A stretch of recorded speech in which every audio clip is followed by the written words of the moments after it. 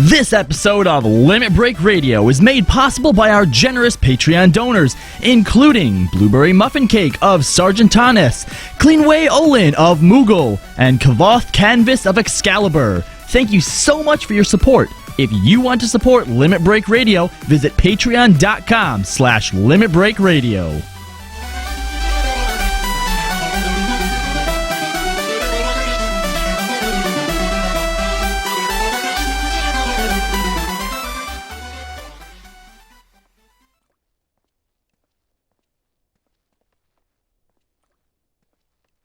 Live from Eorzea.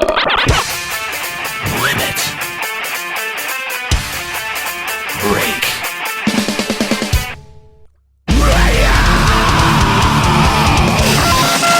With your hosts, Unhero.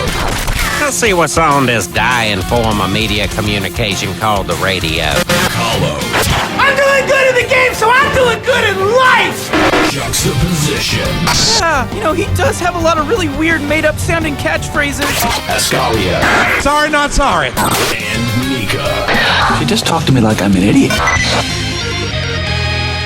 LimitBreakRadio.com. 5, 4, 3, 2, 1! Welcome to Limit Break Radio, episode number 47, a radio... Fembros suck! Oh, wow. What? Where did that come from? Sorry, I've been holding that in for a long time, That guys. is quite an outburst. Jeez. Wow. I was hoping it would be a little bit more... Control yourself. That there'd be a little bit more finesse to it than that, but I couldn't. I'm sorry. Holy shit. I'm sorry. Oh, wow. Not for what I said, just how I said it. I'm sorry for how I said it. Okay. Well, my name is Nero Grigori. Thanks for tuning into Limit Break Radio live here on twitch.tv/Limit Break Radio. We are, of course, live from Eorzea. And I actually didn't change the chat from the last episode. We'll see if it comes back now. See if anyone notices. Yeah, right. Welcome to the show. Thanks for joining us today, guys. We are very glad to have you here with us today. There we go. That's the proper chat room. And Nero, did you do something weird with the studio? Like something new with the studio? No. You didn't like increase like the feng shui or anything? It seems a lot more like open in here. Yeah, pleasant too. Yeah. I feel a lot more at home. Oh, that's because we're down Ascalia. It's a little bit more roomy. We got elbow room. That's what it is. Oh, yeah. see? But it's okay. It's okay. We're down one Dragoon, and so we've added another. Joining us as a special guest for today, we've got from Joe Never Fails. Joe Never! What's up, man? How's it going? What's up, everybody? How you guys doing? Thank you for joining us today on the show. We're glad to have you with us. This is an exciting topic. We've had this topic kicking around for a couple of months now. Man. And it seems like with some of these statements from Yoshi P from this 4Gamer interview that we're going to spend some time breaking down here on the show today, that we've got some major changes that are coming in PvP in 3.2. And so we've invited Joe Never Fails to come on the show and talk about it with us here today. And we're going to invite you to talk about it as well. You can give us a call here at Limit Break Radio by sending a Skype message to the Skype account Limit Break Radio or dialing 810-515-8715. Now, up until this point, we've had one Mr. Juxtaposition, yes, who has been in sole charge of the callers, which he does not do a very good job with. Shut up! You have no idea what it's like being the engineer. I'm not saying that it's easy. I'm just saying you're no good at it. Otherwise, we wouldn't have been. You. Then why are we making these changes? Why? Because now I can actually focus on other things. No, no. The reason you're terrible. Okay, because see this is my pad of paper There's that I have. There's nothing on that paper. There's a whole bunch of circles and shit. No, you're just waving around a piece of paper. We've been having like 15 callers trying to call in, and I have to balance everything, and it's a lot hard. This is true. Now this is the reason. Is the mic picking this up? This is the world's tiniest violin that I'm playing for Juxta right now. I want to make sure you guys can hear that. Now, really original. Good job. Wow. I haven't heard that one this year yet. Now, look, the reason that we're making this change is not because Juxta is a failure, although I do... He is a failure. He's a failure. Although I'm not saying he's not a failure. But just not in this regard. Just to be clear, okay? But the reason that we're doing this is, yes, Juxta is correct. We do get an avalanche of calls every episode that we do. It seems to be a very sought after spot to get here on to get a call placed through on Limit Break Radio, and so we wanted to make sure that there was someone who could pay a little bit more attention. Who's better at it? Yeah, we'll go with that. We'd like to introduce to the show our new call screener. You know her well. Kookie Persona is going to be screening calls for us. Kookie, how you doing? Good. How are you guys? We are doing very, very well. So here's the way that it's going to work. When you want to call Limit Break Radio, you're still going to send a message to Limit Break Radio. You're still going to call 810-515-8715. And instead of Juxta being on the other end, it's going to be Kookie. Kookie is going to help you out, and we're gonna. It's our hope that this is going to help callers get to their point a little bit faster. If you get to practice with Kookie, bounce some ideas off of Kookie, and get you a little bit more relaxed. Sometimes I've been noticing that the pressure's kind of on when you call Limit Break Radio, and we just kind of go to you. So Kookie's going to give you the rundown and help you out, and she in turn is going to help us take, I think, better calls, more pointed calls that are a little bit more relevant to what we're talking about at that point, and free up Juxta to pay attention to what's actually going on the show. And the other big thing too is now we don't ever have to worry about Skuro getting through. Yes, that is also true. That's not nice. That is also true. Well, I mean, you're not wrong. Kookie is really good at keeping Skuro down in the chat room. I have to give her that. You are. I can relax you guys. Yeah, Kookie's number one at Skuro oppression, which I love you. I'm good with.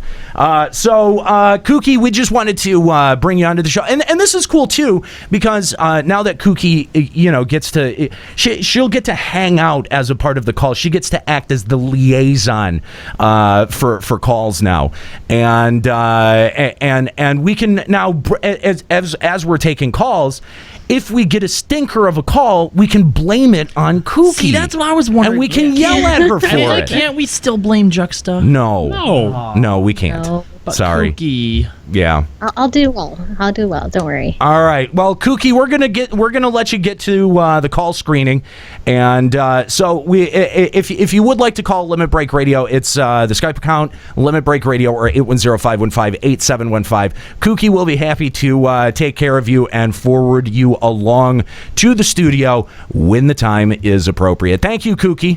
You're welcome. All right, Kookie being a big help on the show, and we really appreciate her help. So that's going to be a little bit of a change moving forward, and since this is the first episode that we're doing this, expect some hiccups. There's probably going to be some hiccups. I'm going to expect that there's going to be some hiccups.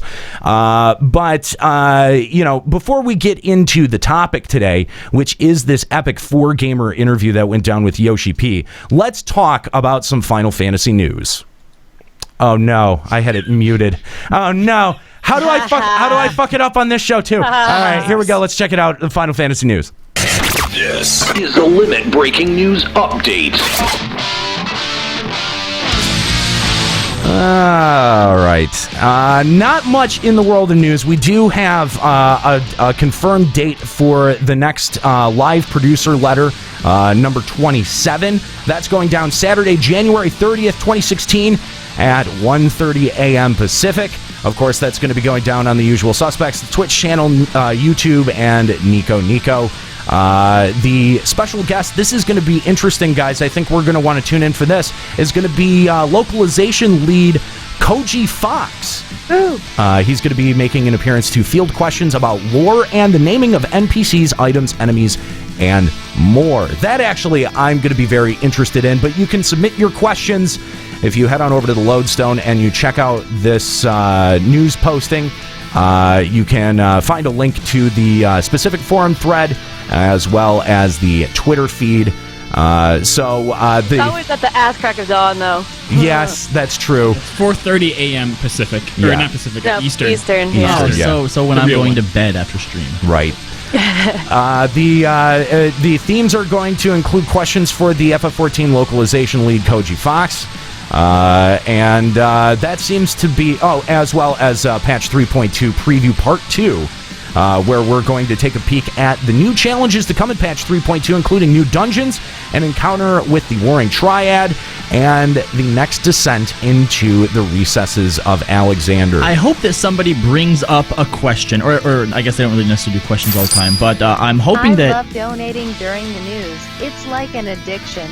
Dick the news all round, homies. # sorry, Amira. Okay, thank you, Thor. I'm hoping that they address if you can one day time it to actually get over the fucking production, I would be impressed. But all right, that was really far out that time. That wasn't even close. Yeah. But I hope they address super terrible the whole gay friend Harshafant thing.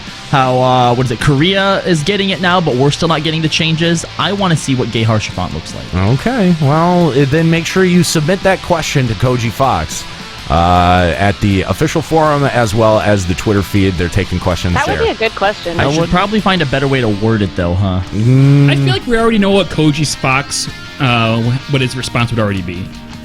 But you're gay! Girl, please. Nobody's that gay.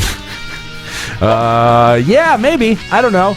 The other piece of news that I don't know, people have been talking about this. I don't even know why people have been talking about this. But there's nothing else to talk about. There have been changes to the disk space requirements for Final Fantasy XIV on all platforms. Windows is going from 20 to 30, Mac is going from 20 to 30, PlayStation 3 is going from 12 to 20, and PlayStation 4 is going from 40 to 50. So the reason this is not news is because it only affects if you only have a Realm Reborn. Right. It doesn't affect if you have Heavensward. So what it sounds like is they're taking some of the Heavensward local files and they're adding it to the Realm Reborn files. So if you don't have Heavensward, be prepared. You need more disk space. Yeah, it's just really I don't. It seems weird, and I mean it's 10 gigs, so that's not insignificant. But I mean, like, what are they just?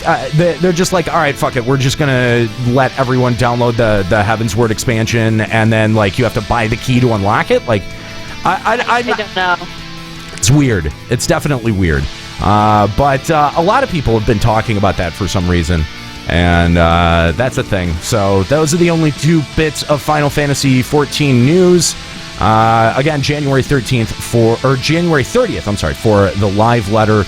I feel like that is probably the most significant thing in this because we did just have a live letter around the new year, so like a month to month live letter. It wasn't the day before Christmas. Right. Or Christmas Eve, 23rd. It wasn't. It really wasn't that big. Like we talked a lot about it, but we talk a lot about everything. Yeah, that's true. That is true. So again, if you'd like to be a caller to Limit Break Radio, send a Skype message to the Skype account Limit Break Radio or 810-515-8715. Kookie will be happy to handle your call and pass you along to us, and we will be happy to take your call live on the air here on Limit Break Radio. So recently there was a 4Gamer interview with Yoshi P. And this was a really interesting interview. They took questions from their audience starting back in November and decided to put a bunch of these to Yoshi P. And some of these questions were kind of surprisingly hard. Yeah, I actually read all the way through this one. It's not normally something that we here at Limit Break Radio do, but I actually read all the way through it when I was at work one night instead of doing actual work. Passed by really, really quickly, but it took a while to get through. There was a lot of really cool stuff in here. Yeah. Including Nika. Nika was in it? No. Why is Nika in it? I'm addressing Nika. That you're dressing Nika? Is she like wearing some kind of like mount? Can I use my mute? Stop talking. Jackson, stop Muted. talking. Yeah, they for all those people that go, Yoshi never said that they don't account for healer damage. Blah blah blah blah blah blah blah blah. Straight up says it. That they don't account for healer damage. Don't account Right, for and you healer know why they damage don't account for in healer the clear. damage? It's Yes, because obviously there's a reason. Healers doing damage does more, but in the actual clear It's because they rate- want you to take longer to clear it, though. That's why obviously. they put that in the Right. first place. Right. It's because they think that if they don't, if they just think about the DPS, that healers are going to heal, and gear takes X amount of tomes and weeks to get, it will take the average player this long to clear. But normal people don't play that way, so. Well, yeah, it's been a subject of debate whether or not healer DPS was being factored in at the development level, and Yoshi P confirming that indeed both tank and healer DPS not a factor at all in terms of when they're making considerations on the development side. It's a real oversight on their part, though, because if they don't think about healer and tank damage, and then that's what parties are looking for is how much damage can our healers do and how much damage can our tanks All right, do, Nika, and then all of a read- sudden tanks aren't wanted. Have you read the They're interview? Not thinking. I skimmed it. I have not. had Okay, time. she skimmed it. Well, since this is literally right at the top of the interview, why don't we start there? Because they started off with questions involving the adjusting of difficulty content endgame. And so they basically said, hey, Yoshi, how do you go about determining endgame difficulty? Like, what goes into that, right? So the first thing that they do is they determine a minimal assumed item level for clearing it. All right. Now, it's important to note that this is not the item level that you guys are going in at. Right. But at what item level are people theoretically going to clear it? Yes. Okay. Right. Second, they determine the total amount of party damage needed to clear at that item level. They are taking minimal amount of damage from tanks and healers into account. And they actually clarified what this means. Minimal amount of damage from them is just what you naturally do in your rotation. So just enough damage for the tank to keep hate. So it's not taking into account, all right, let's see, between heals, you can probably throw off an arrow or a holy or whatever the fuck it is, right? Minimal damage. Right. Okay? So then why is so much extra tank and healer DPS needed, right? It's because that difficulty is based on the assumed item level. So when Neek and her group goes in to first attempt it, yeah, they are going to need way more DPS than that because their item level is significantly under the assumed item level. So you do need tank and healer DPS to clear it. No one's debating that. Right, unless you are willing to wait, months and months to get that eye level. At the assumed item level. Right.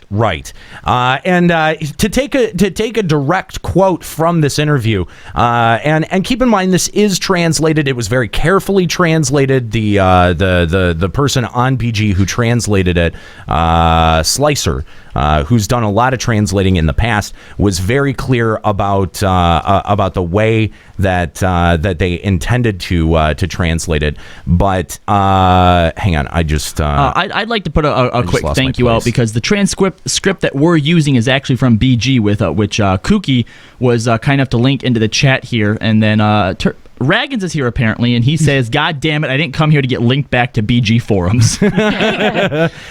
Here's a direct quote. In other words, we only take into account the amount of damage necessary to perform as a tank or a healer, and we don't take into account as actively participating in attacking. For the clear assumption on DPS, we calculate the 100% value for an item level, and then we reduce it by 10 to 15% for the amount required to clear. So they're looking at the total amount of DPS that someone could possibly be pumping out if they're performing at 100% their max DPS, and then they reduce it by 10 to 15%. So that's just from a development standpoint how they are, and they give you actually they go into great detail describing how they designed, do the fight designing process, where there was this great question in there that, look, do you actually do these fights yourself? Yeah, which I thought was a great question, and the process actually really surprised me too. Yes, the process is really surprising. So the way that they do it is they design the fight, and then they basically go in on God mode, on invincible mode. Yep. And they do that to be able to test the rhythm and the pattern, the overall the mechanic rhythm. Yes, exactly. And then from there, step 2 in the process is that you get hit by things, but when your HP gets reduced to 0, it doesn't knock you out. It just replaces your HP HP bar. So that gives you a rough idea of like, oh, people might be going down here, or this is going to be a huge, how much damage is being put out. Right, like how many times you die. This tank buster is adjusted appropriately, and then they say they break it down by phases. So it's kind of interesting because they never actually outright say, yeah, we have the dev team go through it from front to back, but they do kind of clarify that, look, because of time and because we want to make sure that the content is timely, that we do it this way, right, so that we have a sense of an overall sense of how the content is balanced. Yeah, I think that was my biggest surprise, which, and again, it makes sense, but when content is released, it might be content that the devs themselves might not have necessarily cleared. And as like obviously I'm not one, just so that everyone's clear on that. I'm not claiming to be one, but if I were like a competing world-class first type player, the idea that the content that I'm clearing, even the devs haven't cleared yet, that's kind of a big deal. Yeah, it says that they've cleared it based on phases, but like sometimes when they have the time, like the earlier Savages, it says that they will do it all the way through without with no god mode, but it said like AS3 and 4 they didn't do that. So the devs did not actually clear all of A3 and 4 all the way through with no cheats on.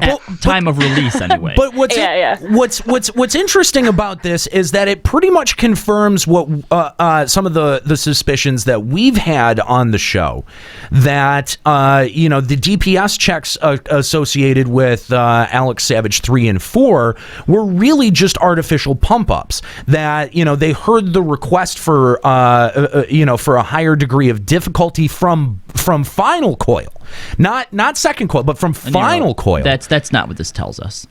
What it tells us is the dev team are a bunch of filthy fucking casuals. No, it says that they're good players. They're just not world first, and if they had taken all of their god mode off, it would have taken them way too much time to test everything, and not enough time for the other content that people bitch about not having. There we go. Nika care bearing again. But they are assuming. They are operating off the assumption that you're not going to be able to clear this until you get to X eye level, and then the thinking there is if you push that eye level. If you hold back that eye level for a patch, that it'll take your entire community longer. But I think what it has reinforced this this very negative view of rating from Coil to Alex. Yeah, because I think, and this kind of goes for all gaming too, is the idea that something is just straight up impossible and to a certain point.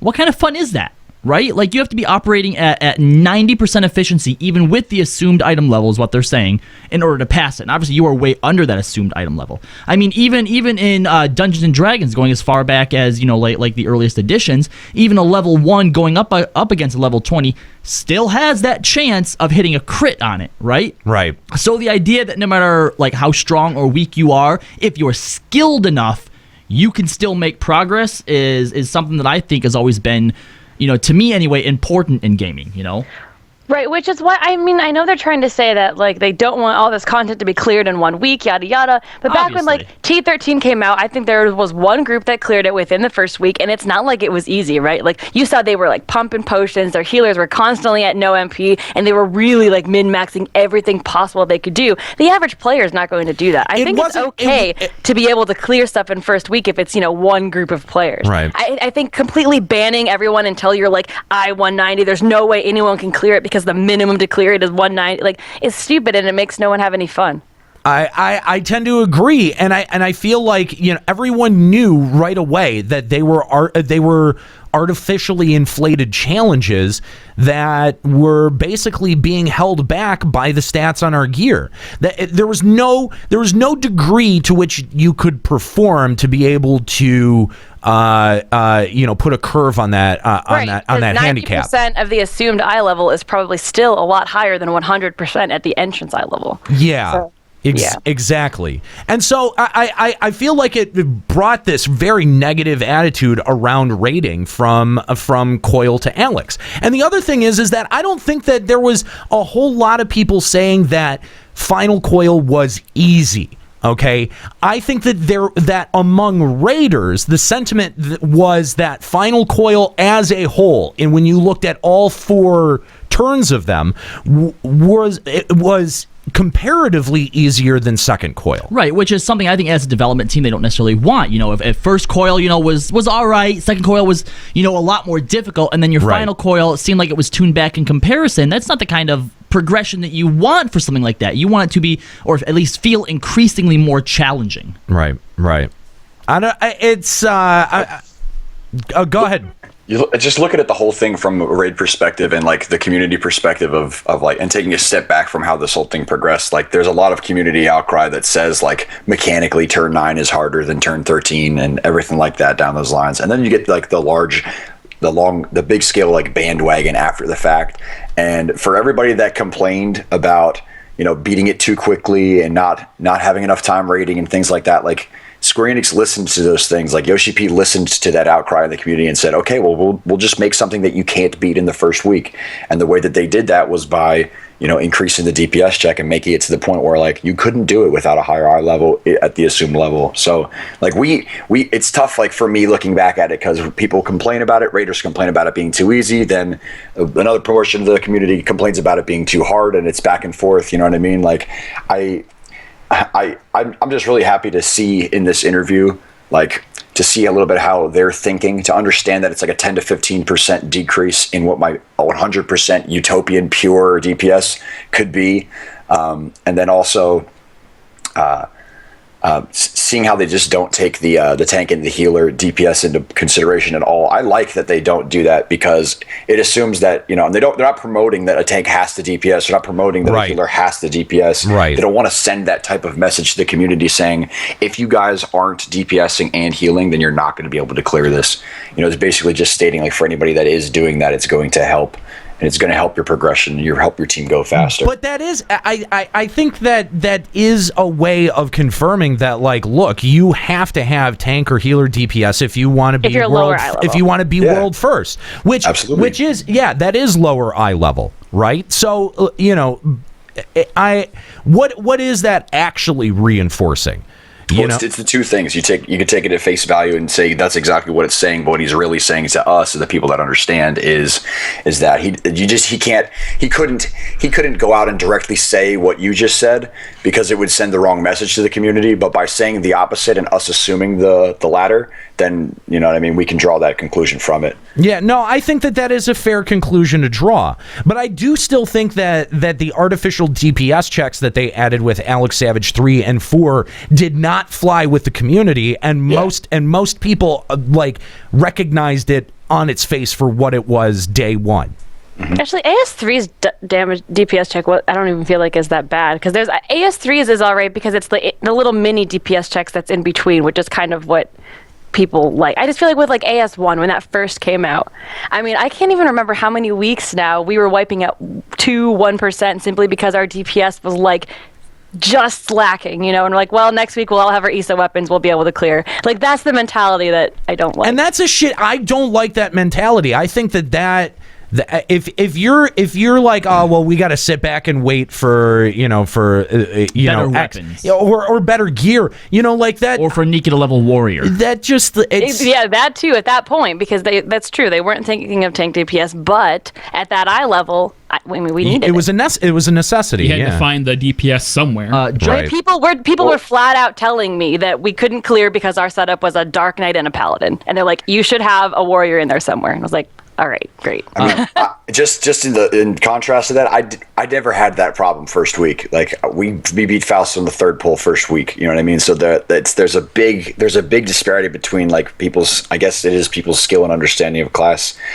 Even at that beginning point, like, they made the content to be difficult. Yeah, we beat Faust pretty quickly, but the actual boss, we had real trouble with the DPS check. We had enraged we got the mechanics down within a few pulls, actually, and it was just getting past the DPS that was just so hard for our group. I think we just had a weird setup. Like, we had a machinist, a paladin. I mean, we didn't have the idea. Well, there's your problem. Yeah. that the high world first classes had, and people just flat out said you don't have the eye level with the jobs that you have, so you just have to wait until you get more gear. And I'm like, that's bullshit. Not to mention, if I recall, you didn't have a ninja either. So how much trick attack damage were you missing out on? Yeah, seriously. Yeah. Joe actually brought up a point in his first little spiel that he did there about how I think that people assume that difficulty is based on how long it takes you to clear it, right? And if they wouldn't have had these DPS checks in there, if it would have just been really, really fucking tough mechanics, and there was, one, maybe two groups that did clear it week 1, but then we didn't see anybody else clear it for several months, people would be saying, it was a lot easier. We only cleared it in a month. Because why? Because you didn't fail for so long, right? And that would have been seen as a negative aspect. But we've actually seen that thing, and it wasn't regarded as negative, and that was with Thornton. People loved the Thornton Extreme fight, right? This is one of the most fun that they've had in a fight so far. And people are still... that was cleared. And people are still doing it, too. People are still doing it. People are still struggling with it. Yeah. But it was also clearable. See, that's one of those things where it was extremely difficult, but this is something that is largely skill-based and doesn't rely so much on gear. And I think going forward, that's what Square Enix needs to try and focus on when they're adjusting and making these encounters. Now, question for you, Calla. Would Thornton be as fun if you didn't get a 205 weepon from it? No. Honestly, I think so. I love the mechanics of Thornton. I had a blast learning that fight. Do you mean like if it dropped a ring instead? I mean, like it's got like, are you saying if it had no reward? Because if it had no reward, no one would do it.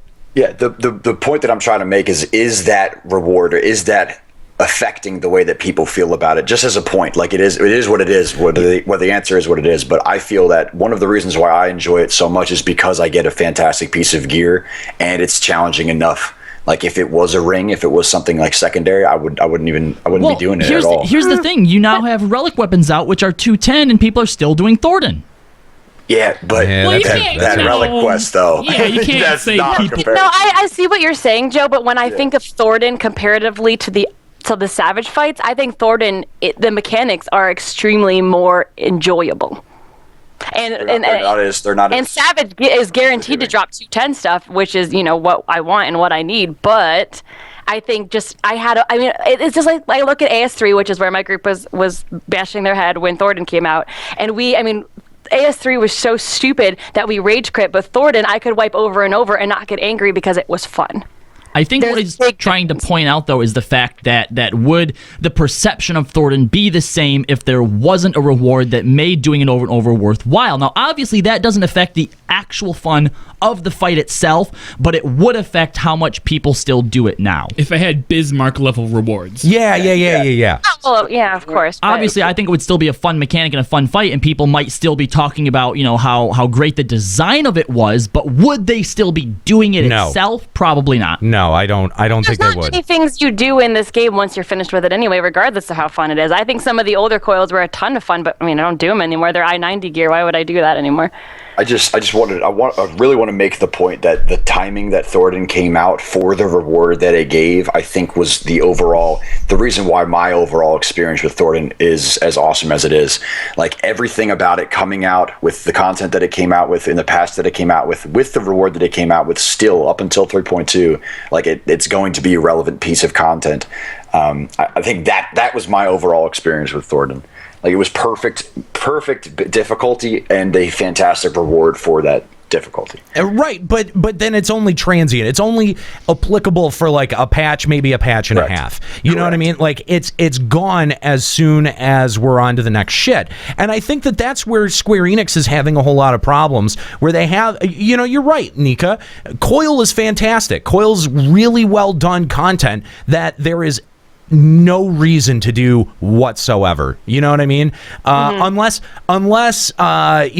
the relic weapons end up redirecting us back there, which who knows if they will. I don't think they will. We can drag newbies back for poetic bonus. But that's pretty much it. But that's I gotta give you poetic bonus. But that's pretty much it. You know what I mean? Like I think like for as much as I've been and it's been weeks and weeks and weeks that I've been harping on this, but as much as I think that they should add additional rewards, in like an RNG sense to Savage Coil to make sure that the rewards that you're getting out of it are long term and there's a reason to keep grinding it.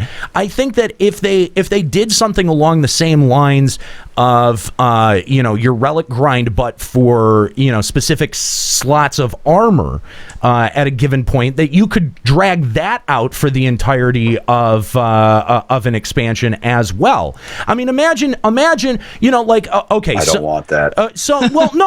No. Just imagine. Okay, so the Alex gear takes a lot of effort in learning a hard fight. So to balance that out, this would be very, very grind heavy gear that you would have to do maybe slightly more challenging stuff. You'd have to go back and grind a whole bunch of binding coil, right? Like that, and that would be the way that you would progress your armor, and then that way you would have potentially, you could have somebody who, would have a leg up stats wise for the future of this game, all the way to the next expansion.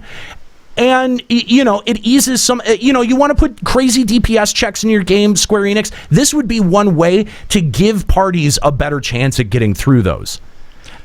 So you're talking about like something similar to the relic weapon, but with gear, where it's like, look, if you want these awesome fucking legs that this book foretells of, go back and run binding coil 20 times for each turn. Right, and then you, I mean, shit, you still got Crystal Tower that's sitting there completely unused. I mean, make it larger than 4 people content. Like, make it focused on 8+ people, full party content. You got to go back and unsynced. You got to go back and do the EX fights, the EX primal fights. Make it something with a little bit of balls on it. Not that much, because you know what? Little balls. Yeah, little balls, because tickle the balls. I think it would be more fun if they made us have to do the EX primals with 4 people.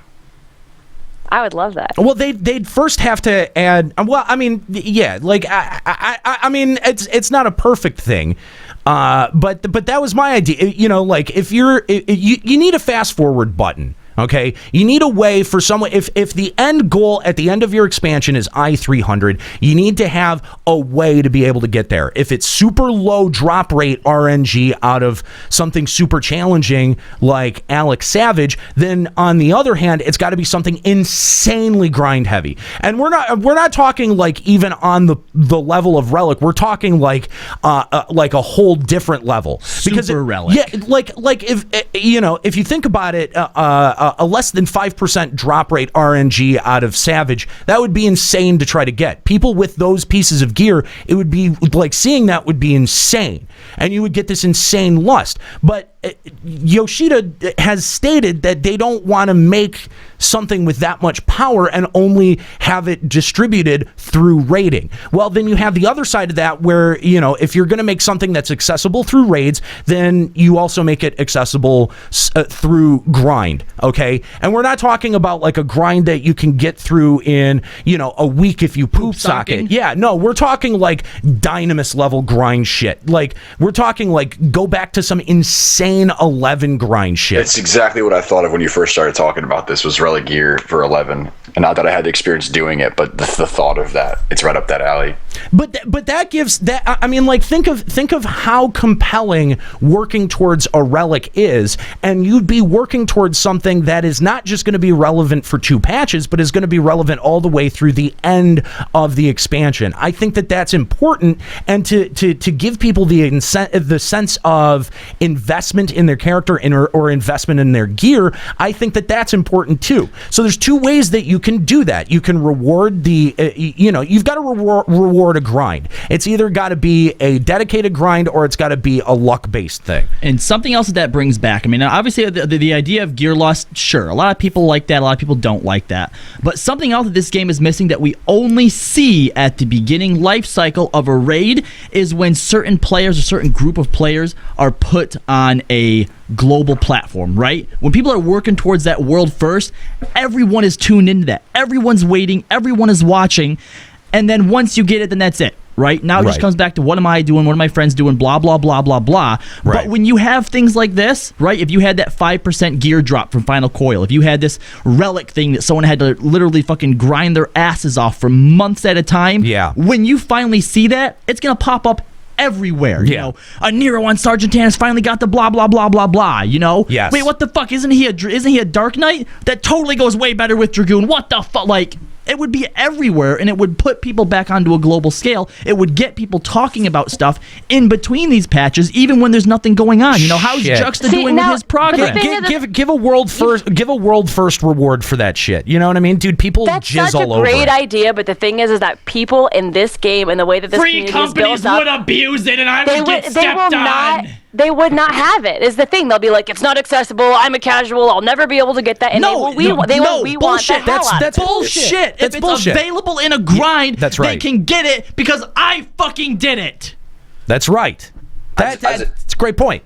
It's just hard because where's Diadem taking place in this? You know what I mean? Like, if I felt like if they wanted to do something like that, that would have been the Diadem equivalent. You know what I mean? Like, it's just, and it still could be. It's not that. I mean, they're still gonna go and adjust Diadem.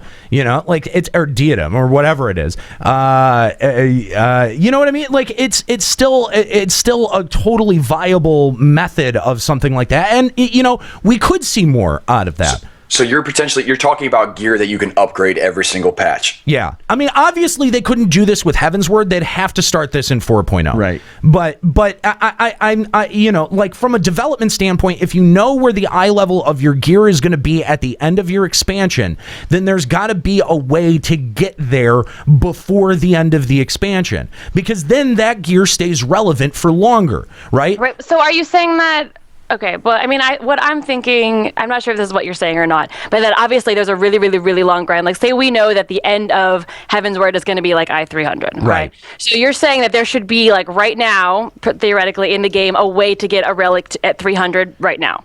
Yes. But what you're saying is that it's a really, really, really, really, really long-ass grind. Yes. That take forever to get, but what I also think would be cool is, like, say, like, you look at the relic like it is now, like, you need a bajillion little tiny pieces, but I think it would also be cool that if you are an endgame raider, you can do the harder challenges to do it quicker. Like, say you'll get 2 items if you beat Alex Savage or something, and that way people can have it quicker and have that gear lust quicker, but also you can get it really, really, really long on the grind. Square Enix has proved that with this new relic that they're really smart about allowing for multiple ways to complete it. So yeah, I think that's totally conceivable. That's totally fair. Every relic edition has been the grind has been thought of with like a period of time in mind, that it should take an average player playing at an average rate about yay long to do, and then it comes out and people are done with it in 3 days. You know what I mean? So if that's the case, if you're putting in content that can be completed in 3 days, then let's draw this out way more and make the reward way powerful, and then people will be invested in it, and make it come out a slot at a slot or 2 at a time, so that people aren't overwhelmed with having to work on tons of different pieces at once. Better yet, start it out as 1 slot, like let's say the legs, and then as you're upgrading it through the patches, they add on the feet. So now it's a piece of gear that takes up both things, because then what that also does that's an interesting concept. Is depending on stats, you're going to have to make the choice. Do I want these 2 things because the feat that I have now at this item level happen to be better itemization? And then as you move as you start to move closer to 3.0, those options become smaller and smaller, and your options become bigger and bigger because the eye level is progressing slowly that way. So as you're moving on in eye level and you're moving closer to 300, some of those secondary stats that are on there may become less beneficial at I-300. And then there you've got a whole new set at the end game level that players have had access to for a long time, that is a set completely separate from your tome gear, completely separate from your raid set. Okay? And those are still completely viable, and they exist in the way that they have always existed, and you just pop this on top of it as a way to add a fast forward button. Yeah. I think that is one of the most interesting ideas, because what that does, and let's say potentially you could do something with like combining legs and feet, and that would give you like an X bonus. Like if you spent X amount of time and then you said, hey, if I wanted to relic combine or something like that, fuse, whatever, I wanted to alchemy these pieces together, that could potentially give me like X increase that would be specific to like crit, skill, speed, det, vitality, strength, like whatever I decided. You would see that, like, you would see people in Idleshire with one combination based off of the way that they wanted to do it, as opposed to like the perfect, like every Dragoon that I see that's got an AS3 clear and AS4 clear has the exact same gear everywhere I look. Like that could actually add in some type of like a unique combination of gear the way that you wanted to do it, as opposed to everybody wearing the exact same gear and saying, hey, all I need to do is this to get this. Because that's what I think part of this game is missing. Like if you talk about Elder Scrolls, like you see people build their characters and build their gear based off of the way that they play it. And in Final Fantasy, it's all one thing, which is the BIS. Yeah, not to mention, set bonuses is something that Final Fantasy has never really touched on, and has worked outside of Grand Company. Yeah, has worked extremely well with other games. I mean, if you talk about the tier sets from World of Warcraft, it was a huge thing getting to that second enforced set bonus, because in some cases it changed the way the job played, and they were all things that were very specific to you as a job. And Jux is going to go and be a dick now. What? In World of Warcraft, back in Burning Crusade, there was a problem though, because the Druid tier 2 set bonus was so good that literally the second set of the second like tier of rating, you wanted to keep that set bonus because it was so strong. Well, that's something that comes down to just balancing. Yeah, that's just sort of like what you have to. Yeah, you gotta weigh those factors. Like that's I think a fair part of the meta. Yep. Like that's where the meta comes in, right? So if I actually think that this, I want to actually get back to this 4Gamer interview, because I think that it starts to get into the abilities and stuff, and I've got some other ideas surrounding that. But I think we've got to see where this materia thing goes. I think that there's a whole lot of potential behind where materia is headed and the direction that's going to take. I'm going to call it right now. Materia is just going to be a way to get your accuracy up to par, and then it's just going to be more main stats. I mean, it's just I don't know about that. To start out, maybe. Don't. But there is always room for improvement. That's where I see it going, because that's how it always ends What up. I think is kind of cool though is that you can. What I'm hoping is that, since they said you can't overmeld tome and raid gear, but what you can do is say put accuracy on it while you're progressing, and then once you reach the accuracy in other ways, you can take that materia out and put different materia in, which is nice. Yeah, but that's all it is. It's just a way to get you up to the accuracy cap, and then you just gotta throw it all into whatever the best stat is for your class. I don't know. I mean, that's true, but I think it allows for a little bit more customization with gear while you're learning a fight, and then being able to stack on other types of DPS and things once you've got. I mean, I don't know. Wait, hold on. What would you actually like stack to like learn a fight? Like, would you like put like more vitality on your accuracy gear? and vit? But vit is a main stat, and you can't over. Yeah. I mean, like. But the thing is you're never going to change strength.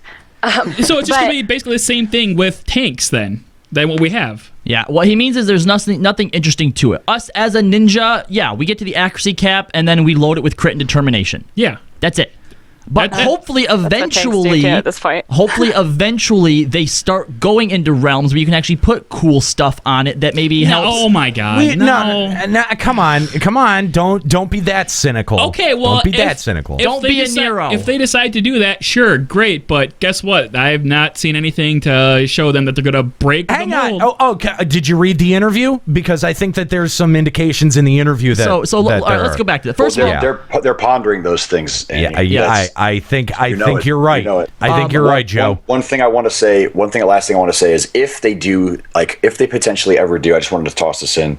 If they potentially ever do that huge long grind for gear, I think the one thing that I would love to see is like the specific piece of content that they choose for you to grind. I'd hope that it was something along the lines of, I'd hope that they would make it like all of first coil, so that it wasn't like go spam this primal that you can go cheese and not worry about mechanics, but like go do a piece of content that was actually difficult. No, that all these players that are going and doing this for endless hours could actually get involved with, hey, well, what were these mechanics? Like, I totally agree. Potentially increase their ability as well. Totally agree. I think it would be I think it would be dumb if they didn't utilize. Yeah, exactly. Yeah. 5 unsynced, we were still doing it to help, carry some people through. And even still, we wiped a couple times because people stacked twisters on top of each other and blew everybody up. Or they didn't understand the dive bomb and they were knocking everybody into the wall. But it was fun, though. This was like 2 weeks ago. I'm pretty sure people just don't understand dive bomb and they just pretend to do what they do and then... Oh, people are running into this hole. Let's run into this hole. Yeah, okay. Oh, people are running out. Let's run out now, I guess. Yeah, but no, and then they fuck it up and knock everybody into the wall. Even unsynced, that's an instant kill. So you just run over to the other side and wait over there. That's what I did. Yeah. Case in point, Kahlo. Thanks. Yeah, no. I that's why I had said, like, it should be attached to binding coil. It should be attached to, this old old content that is just going and sitting unused. That they're pretty much like, oh well, you can run it unsynced right now if you want to. There's really not much incentive to be doing it. And that, I think if they attached some kind of content to it, that would be really beneficial for them in the end. Yeah. Reeling us back into hold on. Before we get into that, we have a caller on the line. We have Tobolito of Hyperion. All right. And he wants to discuss how Savage mode shouldn't be easy. All right. Well, welcome to Limit Break Radio. Hey there. Hi. Can you guys hear me all right? Yeah, we can hear you. Awesome. I was really disappointed when I heard Yoshi P talking about bringing Savage down to like second coil or final coil difficulty, and like before everyone jumps on me for saying something like that, like I kind of want to explain. Like back when 2.0 was around, I kept like in second and final coil, I really wanted to do Savage or second coil Savage, or I wanted something harder, right? Right. But the thing is, like, now that I got it in 3.0, because I went into Savage, I think I got up to, I beat Savage A3, and by the time I got to A4 Savage, I just didn't have it in me to even care to try at that point. I was just like, I was so just beat by A3 Savage. But one thing that I feel like would have made a huge difference that they did is they added Savage mode, which I think a lot of people kind of did want going into Heaven's Word. Right. But they took out the mid core. Right. Here. Right. Which was a huge thing. They went. I mean, you can't say that Savage failed when you kind of took out the other part that made people want to do Savage. People were beating second coil and final coil. They were like, I guess in a way, tasting victory. They were getting through the fights, and they were still challenging. Right. But they were getting through the fights, and that made them want to shoot for something even higher. When you do normal Alexander, you don't feel any kind of victory. Let's be honest; it's just almost brain dead easy. So when you go into Savage and you just get beat and beat and beat over and over again, just like it just seems punishing. Right. So there's no strive. People start to burn out. Right. And there's this quote here from Yoshida that says, after the binding coil and second coil, we got a lot of feedback like it's too hard. And we had a good chance, or we had a good idea of how we wanted to make final coil. But then we got a lot of feedback like it was easy, make more challenging content. And I think I think I think they misunderstood the meaning here, and let me see.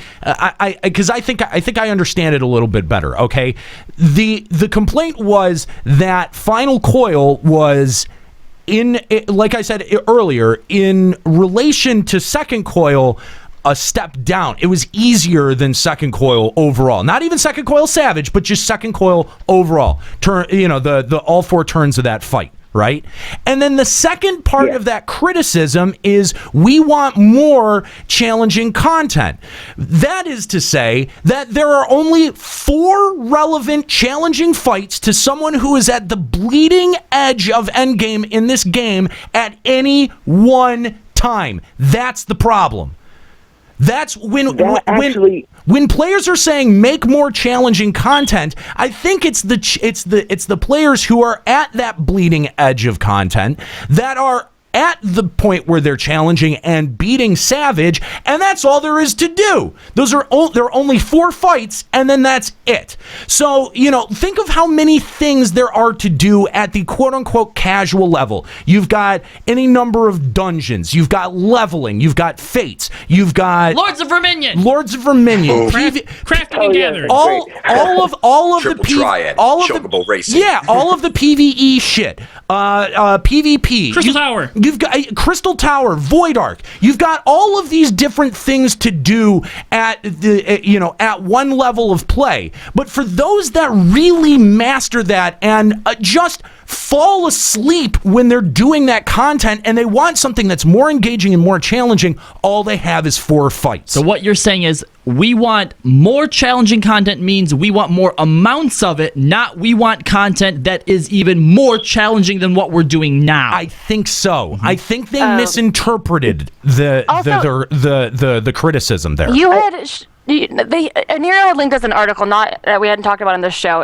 That there was one good idea about it that I really, really like, and it's the idea of having an easy mode, mid-core, and hardcore content. However, you can enter all of them at the same eye level. Literally, the easy, the mid. Anything. Yeah, I think it will. I think it will because in that sense, it's challenging no matter what. No matter, it's all the same eye level. So you can go into the savage mode at the same eye level, and if you're bleeding edge, maybe can clear it.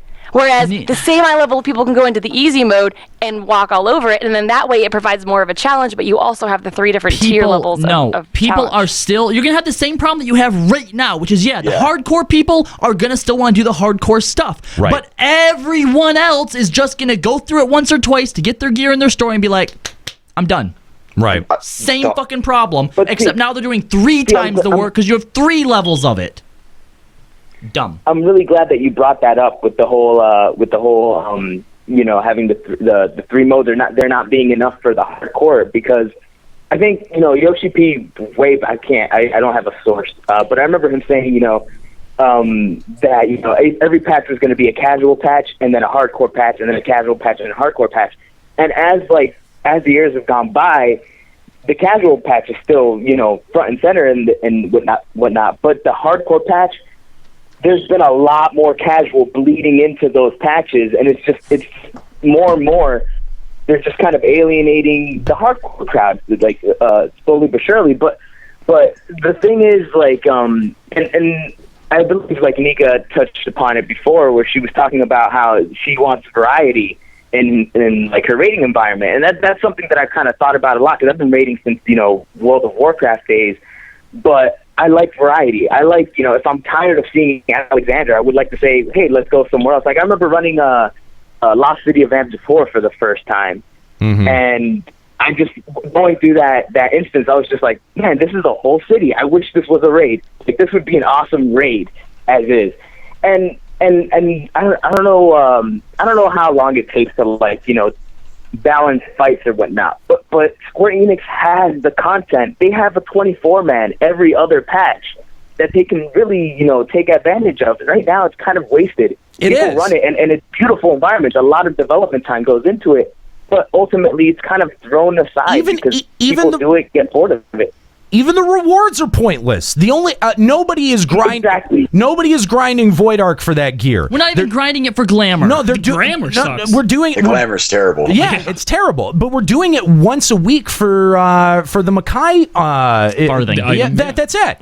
That's it. That's the only reason that Which is anyone's doing it at all. That bothers me too, is that they released the twines and coats from other content like hunts and things way earlier than they did for Coil. And I feel like that was the whole reason that my original group had, there has been no time before now that I hadn't cleared the entire endgame raid and already had highest eye level before they released the coats and twines. This time is the first time that's ever happened. And I mean, one is because it's difficult, and 2 is because they released it way earlier in the patch cycle, and I'm not entirely sure their mentality behind that. Maybe it was to keep players because people were getting burnt out, I don't know, but whatever it is, I kind of feel like it's really killed raid motivation regardless. No, I totally agree. Thank you very much for that call, Tobolito.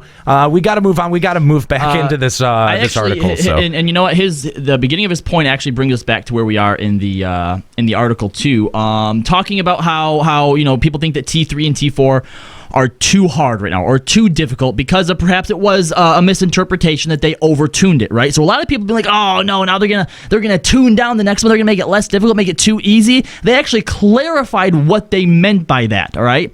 They go on to say rather than the term making it easier, what they're actually doing is just going through and they're gradually adjusting the DPS checks. Those specifically will be less severe than Alex T3 and T4, but I think the rest of the difficulty is going to maintain. So as far as how hard they hit, how much how the how unforgiving the mechanics are, I think you can still look at those being a gradual increase. They're just looking to turn down the DPS checks, which have been the main complaint, the biggest criticism anyway. So I think that's a really good change and a really good compromise. Okay, all right.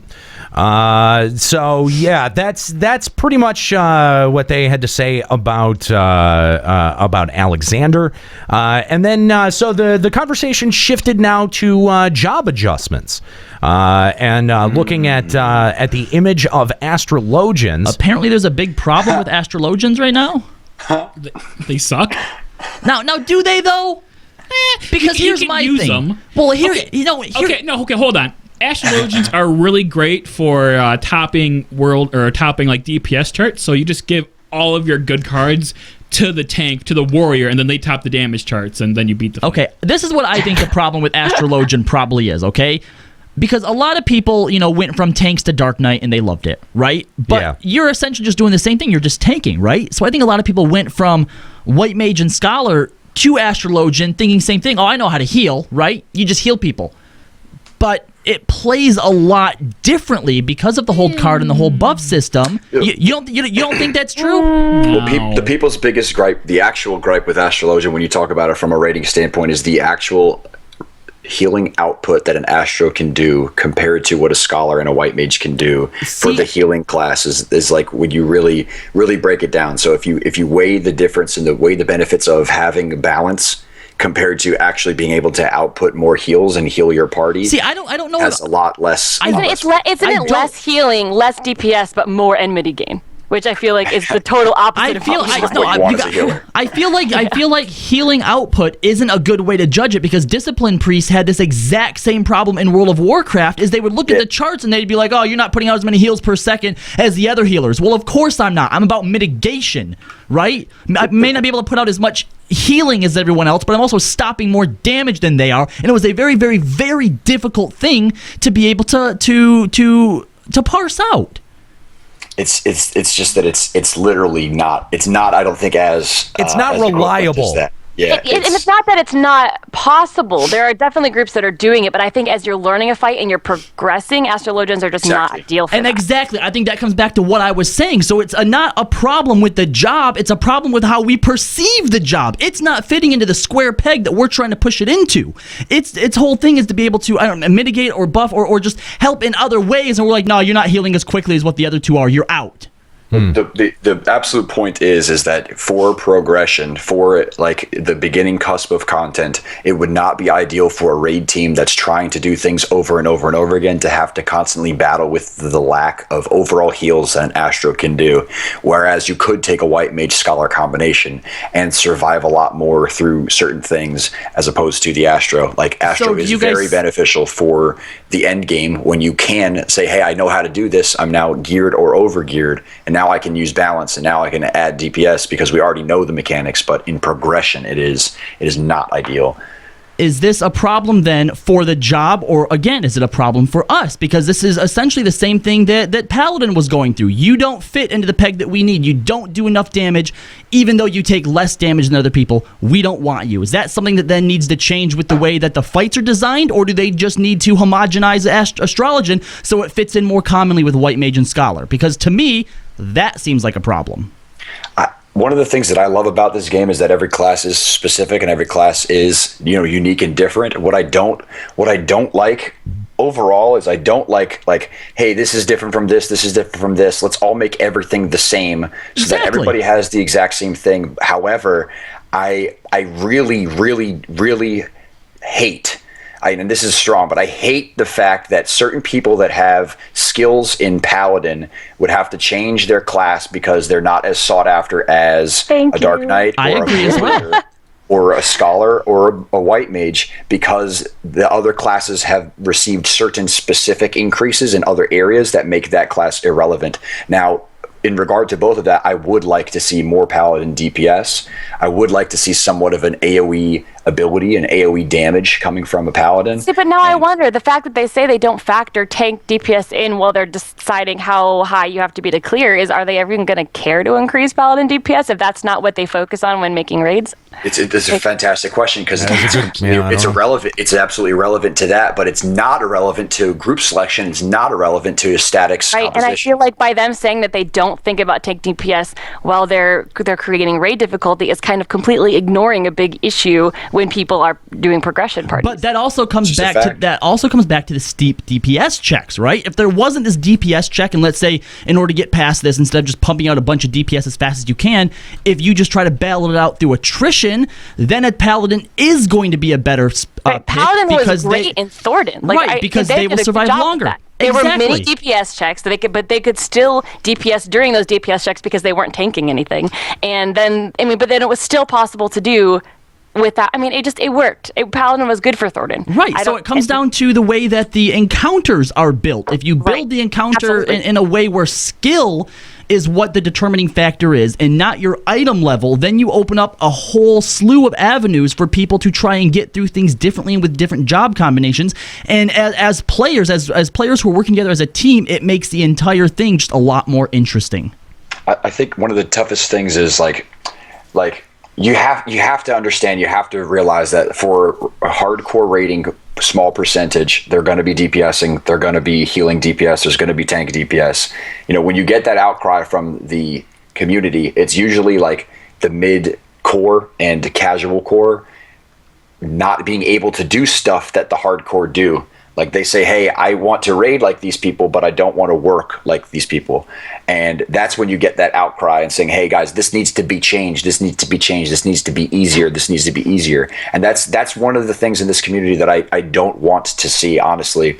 Me personally, I don't want to see a low level, a medium level, and a hardcore raid. Because that worked out great for World of Warcraft. It just doesn't make sense. Like a raider will go, will work, will not complain, will grind, will clear content. The medium core will find out, hopefully find a group, maybe put the time in, complain. The casual core will say, man, I can't do this. Please make this easier. I can't do this at all. Break the game, or I'm not going to play anymore. And that's where you see a lot of the complaints and things like that. And that's when things get changed. I don't want to see this. I don't want to see this game turn into always complaining 2016. You know what I mean? Like it's not about how many people, which is the larger majority of people that raid, or people that played the game, the larger majority can say, hey, we've got all these complaints. I can't do the content. I can't do this. Please give me something easier. Please, please, please, please, please. And then we have the reaction from the developers that say there's such a large percentage of people saying this, we have to change it. And then you see things like A3 and A4 where it is harder and it is more difficult. But is that really the answer is that really the right answer? It might be the answer to that specific outcry, but it's not the right answer for the overall game. Well, and this is what we've been pushing against this since the Get Good episode. Yep, absolutely. I don't think that the story mode was necessary, and if you were going to add that, then there probably should have been a middle tier. Or they should have just released the hard one first and left that one out for like a month. But it does I don't think that would even help anyway, because way back before even Heaven's Word launched, I expressed some interest in maybe doing Savage mode.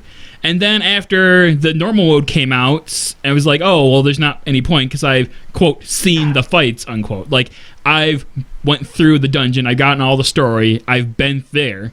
So I don't really have any motivation to go back there. So I think, among other things, the fact that we have story mode killed a whole lot of people from being potential raiders. Myself included. You don't think that if the hard one would have came out first that you would have tried it? I would have fucking waited. I'm like, I don't give a shit. I can just wait for story mode. With Diadem and Relic, what's the point of going for gear? That's true. Yeah, but you say that now, but had they done that at the time, right out of the gate from the word go, right? Like if they did that now, of course you would wait. Of course you would wait, because you don't give a shit about the story. You're not invested in it, right?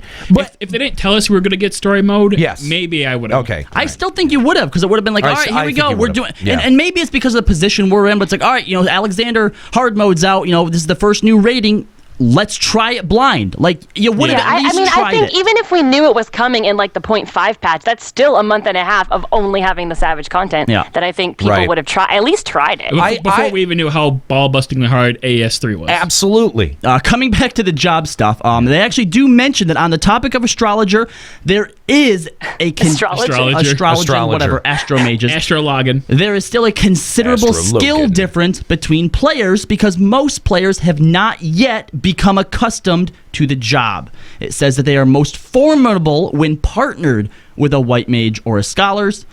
Plans are to make gradual adjustments over time to the astrologians so as not to upset the balance of the game with large, hasty changes. Jux was complaining about this the other day when he was playing. There are no plans to change the class so that Shuffle cannot draw the same card twice. Didn't you get the same card 4 times in a row? Actually, 6 times. Or oh 6 my times. God. It says that potency has been made with this possibility in mind. So should they make this change, then they would also have to change the length and strengths of the buffs. By the way, if you want to chime in on this conversation, you can, of course, give us a call here at Limit Break Radio. Send us a Skype message at Limit Break Radio or 810-515-8715. Here's my issue with Astrologia and the cards. Back in 11, you felt when there was a Bard or a Corsair in the party. Yeah, you did. Yep. I don't feel cards when I'm a DPS or a tank. That is true. I'm going to give you that. And I don't honestly. I've think never noticed DPS and parses increases that much either. What about who was it that said they like to give the haste buff to ninjas so that way they're out of TP all the time? I feel like you noticed that. But no, you're absolutely true about that. And I had another point, but I lost it. Yeah. I think if you want to change Astrologian to be a lower throughput healer, then you gotta make the cards noticeable. You gotta be like, oh, look at this fucking crit I did on Dragoon. I did 3K with reeling dick slap or whatever. You don't have to make the effects last that long, but I mean, you know what I mean? Make it be like, oh shit, I gotta pump all my cooldowns. Fuck yeah. I gotta fucking blow my load. Yes, exactly. Make it worth macroing. Make it worth macroing for the astrologer, much like a warrior will macro. Are you guys getting astrologer? Don't even say it. We'll macro the pacification. God damn it! Because that is important. You don't want your warrior down for 5 seconds when they can pump out that kind of DPS. Nika, am I wrong? Yeah. It's after the she said. No, I mean you're right. The buff is gone, so you're worthless. So it doesn't even matter. Right. All right. We got a caller who wants to chime in on this. We got Magnus Ragnar of Swagatonis. What's up, Marcus? How's it going? Going pretty good. I actually wanted to get straight to the topic because I've been had it in my head for since last week. All right, we'll get to it. Hurry up. All right, sorry. Gotta catch my breath. Just kidding. You can breathe. Because I know this came up in the 4Gamer interview. It was something about job balancing or adding new jobs. I forget exactly because I haven't read the interview in a while, but it made me think of something I saw on Reddit once when one of the 50 bajillion add red mage threads came up. Of course, because that is one of the most popular threads ever. Yeah, because I saw them immediately. What does the community think of when they want new jobs? Red mage, blue mage, samurai. Those 3 are the top ones I know of. Of course, not even the last one. Yeah. Yeah. Well, I've seen stuff about blue mage, but the point of this thread was they got to something about the job's function and the job's fantasy. Okay. Which is. Whereas when you play the job, does it feel like that job? Like when you play a Dark Knight, do you feel like, a Dark Knight? Or a Black Mage, do you feel like a Black Mage? And does the way the class plays... Yeah, I actually found the part that he's talking about. Yoshida's talking about how there are 2 types of people. There are those who play their favorite jobs, or there are those who just play whatever job is most efficient. Juxta.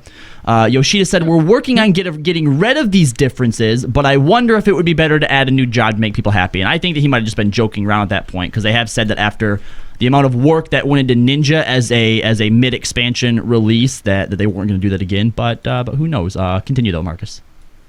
Yeah, but, because a good example of the fantasy versus function, it even extends to the job in the broader Final Fantasy spectrum.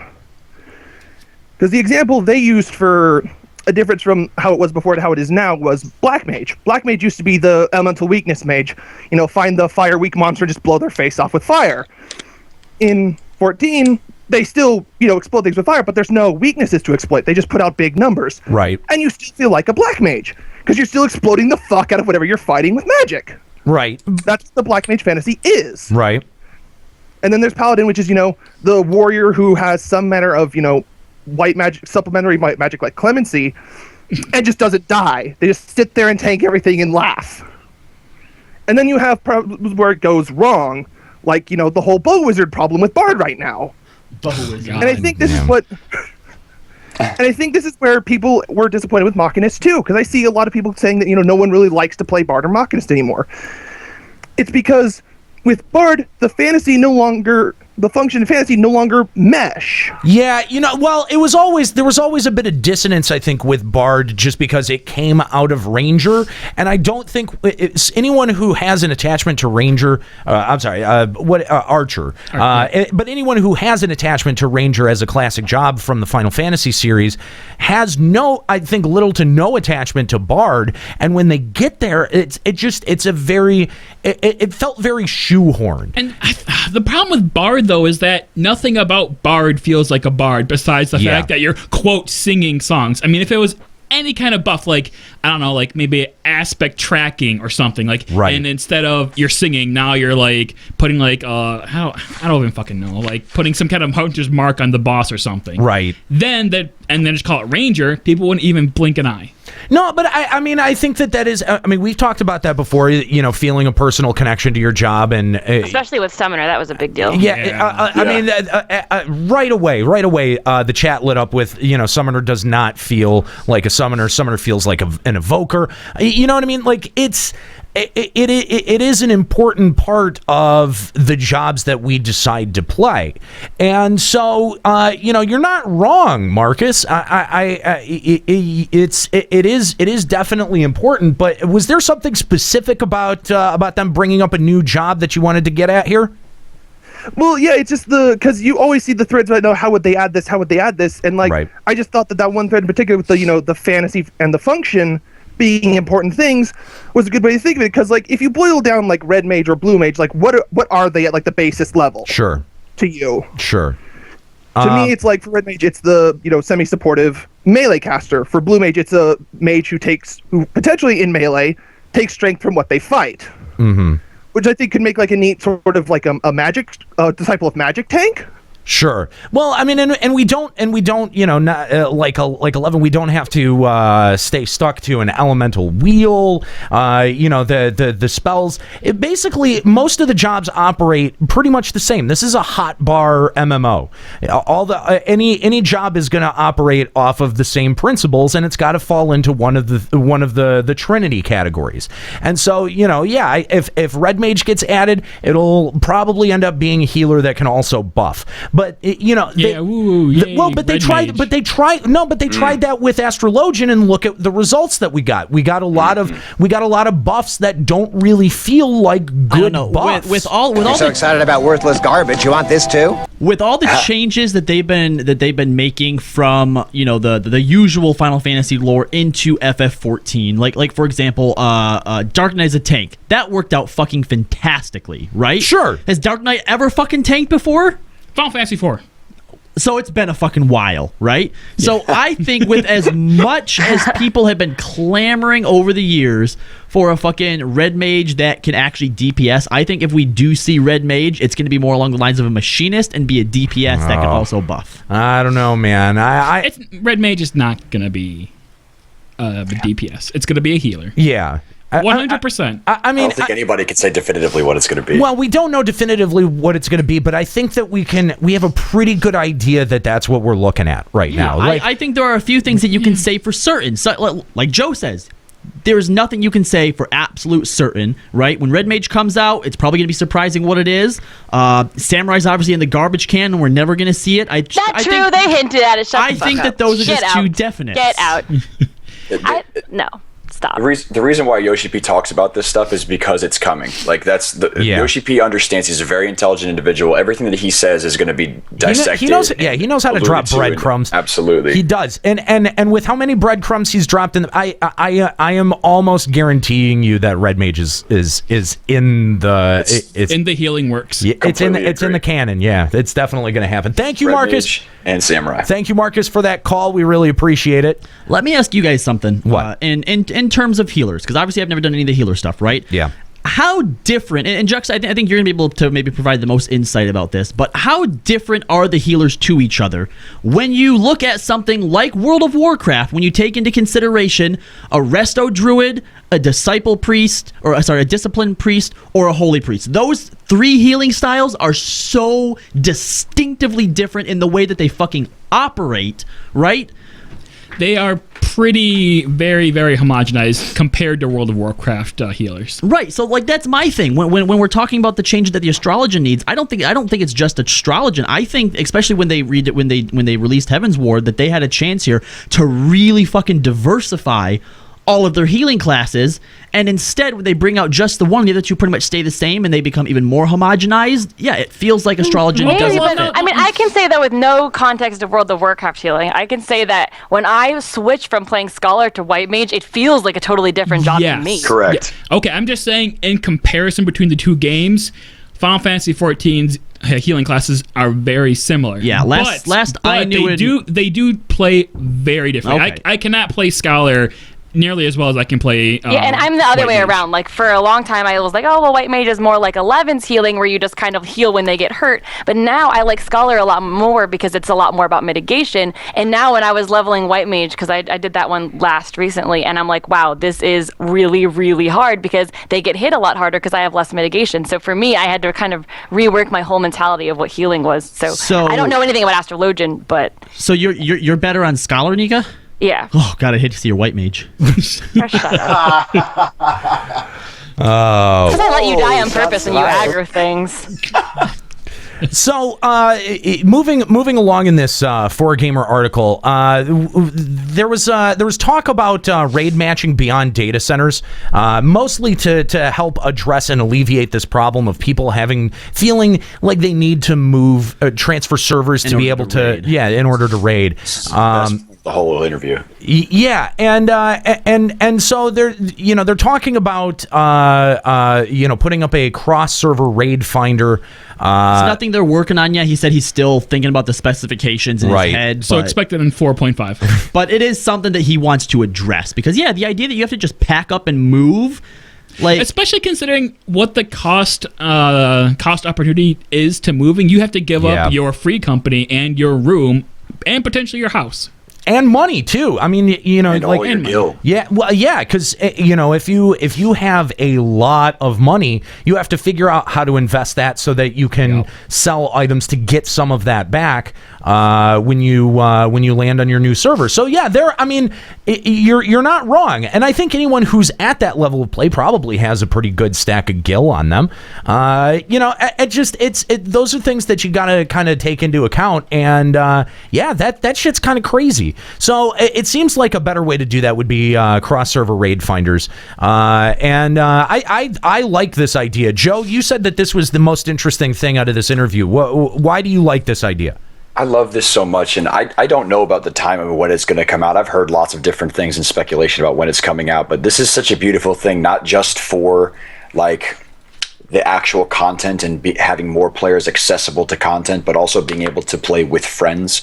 Like, I can now raid with Xeno. I can raid with you guys. I can raid with anybody else on a I'm not sure why you would. You don't want to raid with us. Yeah, you don't want to raid with us. Believe me. It'd be entertaining, that's for damn sure. He's not wrong. That's about the only thing I want to adjust something in the chat really quick. Freyari says it's not a server thing. Low clear rates are an NA thing. We're not talking about clear rates. We're talking about people who can't even get a group together, because people on their server just don't do it, or the people who do it, you don't have the right group composition. You said doo-doo. The reason why this is such an awesome thing is because it starts to blur the lines between, like, the elite servers and the servers with low population. You could still be on a Famfrit, you could still be on a Diablos, you could still be on like an Excalibur type server and still get the clears and play the content that you want without having to spend money, without having to be subject to X population to do so. It's an awesome thing. So there isn't going to be as much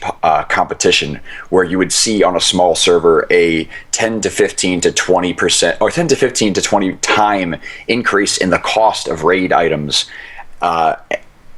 be able to do those things because it's so small. There's more gil selling, whereas you go to a Gilgamesh, you go to a Baomeng, you go to the larger servers with much more competition. Everything is less expensive because there's more people there. You could still do it from your home server, and everything would become a lot more accessible to a larger portion of people. Joe, since the last time that you were on, we now pronounce it Ballmaids. Yeah. I'm not privy to that. I appreciate the insight. No problem. AIDS. Just so you know. I thank you. I love how the chat lit up with a whole bunch of doo-doos after that. Nice job. Nice job. Someone's saying too that who is it? Erica Tarka 12. They won't do cross-server raid finders because it's expensive to develop and support. They'll just fix the problem by nerfing raid content. Okay, then why would they talk about it if it's not something they plan on doing? Yeah. I mean, at this point, he's pretty much said we want to do it.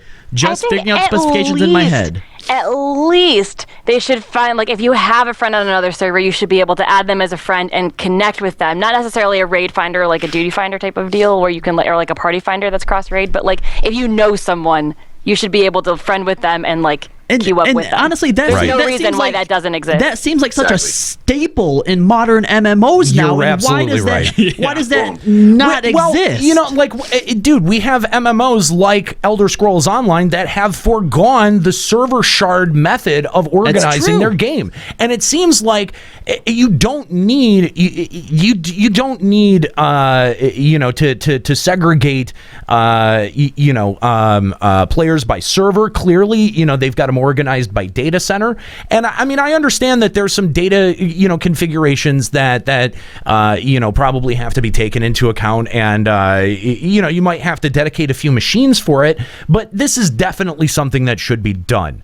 I think if they did it, it would increase the interest in the community for raiding across the board. Now, I think it would increase the interest in the game in general, because now you get to reach out and you get to play with so many more people. You're on one server, and you make your friends there, but let's say you're also into community stuff too, whether it's a podcast, being on Twitch, or even forum and Facebook stuff. You make friends that way, but there's no way to connect to them within the game. Hell, the lodestone would actually serve a greater function than it does now. Yeah. So it does seem like this should be something that needs to be added sooner rather than later. Coming up, I feel like this would be the perfect time to add something like this. And that's I've also heard speculation that this is coming out a lot sooner than we think. So I'm not going to say anything, but like.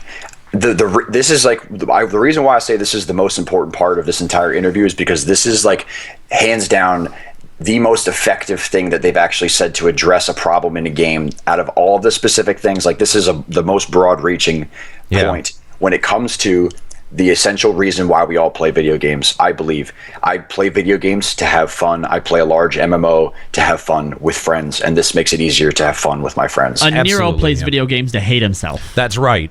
And to hate other people. Do you not? So let's. There's also some discussion about the return of Hearts and Farts. We get what I take at least as a pretty clear indicator that he's not coming back. They ask him, right, about all this clamoring for, more harsh and fart, and Yoshida says, I think his destiny is fulfilled, so I don't think he will suddenly be returning. But if he was going to, Yoshi P would say it right here. But hold on, because the interviewer presses him a little bit harder for it too, and he finally says if he were to reappear, it might be in flashback cutscenes. I think that the way that he says it, no, you're right. If he's going to reappear, you're right. He wouldn't say it. He wouldn't hint to it. No. But I think he would address it in a different way. I don't know. The fact that he says primal, come on, his destiny is fulfilled. It wasn't just, he's not coming back, he's done. His destiny was fulfilled. I think that is a pretty clear indicator. I don't know. That they don't want to do much more with him. I still like the idea of him becoming Ixion, and we have to fight him. Well, a lot of people like that idea, sure. Hold on. And also, we're past primals at this point. We're fighting Acons now, okay?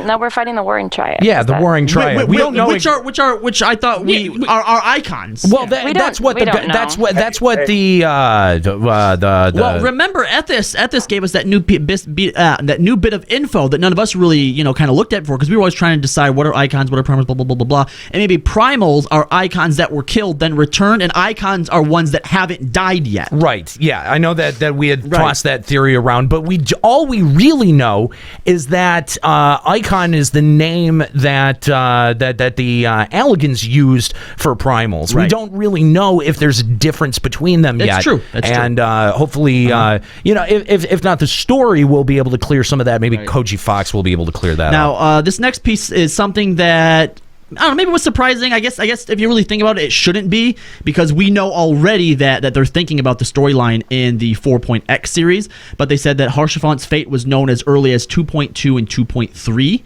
And when writing this content, they didn't want him to be necessarily like noteworthy, like something you really remember, but they want him to sort of be on your mind going through the 2.x series. And then apparently also the people in charge of writing the Dark Knight quests are very popular. Great side note. Oh, okay. Yeah, they also wrote the rogue side quests as well. So. But not the ninja. The guy who wrote the ninja. The guys who rogue wrote was way better. They were also the Hildebrand folks. So that explains everything about you. So they got fired. Oh God. I think Haurchefant's a lot closer to being a Magus sister than Ixion. I'm just saying. A Magus sister. I'm just saying. I don't know. Do you guys think we'll ever see the Magus sisters? I think we will. I think so. At some I would point love we will. to. Oh I want Yojimbo. Maybe. I could see Yojimbo. I could see Yojimbo. Definitely. Only if we get his dog as a mount. See, I actually think that A mount? Yeah. No. Maybe. I don't know. Like, I think that there's some possibility if we're gonna add Samurai that Yojimbo becomes a character, not like a primal, but actually maybe. Oh, but kind of like a. Yeah. As a trainer? Yeah. I wouldn't want to be wasted. I wouldn't want to be wasted as a trainer. He should play a main role in the story, similar to what Estinian did. But Estinian was actually the Dragoon character in the original. Yeah, that's true. Right. I'm going back in time right now doing those quests. You want a Yojimbo cameo? Yeah, I think that he could be some kind of godlike figure that we somehow reach out to. Or it's either got to be that, or it's got to be attached to Hildebrand, and there's got to be some rivalry between Yojimbo and Greg. Gilgamesh. Yeah, that's something else I could see. Didn't Yojimbo have an Enkidu as well, or was that another? No, he had the dog. Daguro? Yeah. Doguro. So now Enkidu versus the dog. Okay, now this is the part of the interview that I actually found was the most interesting.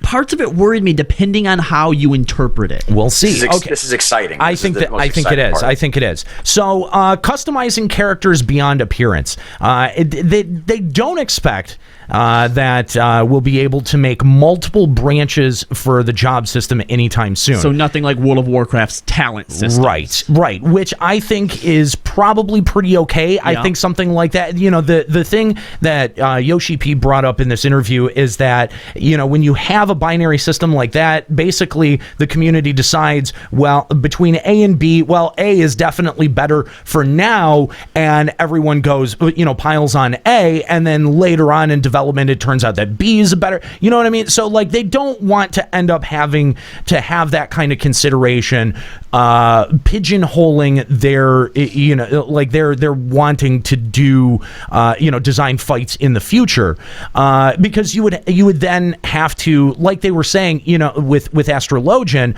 in some cases you would have to design a fight specifically to have an Astrologian there. So instead of doing that, it seems like they've got some other ideas there. Balancing the game would become way more difficult, but some people would only play their favorite jobs or play whatever job is most efficient, or only unlock the skill tree in which that skill is the most efficient at that time.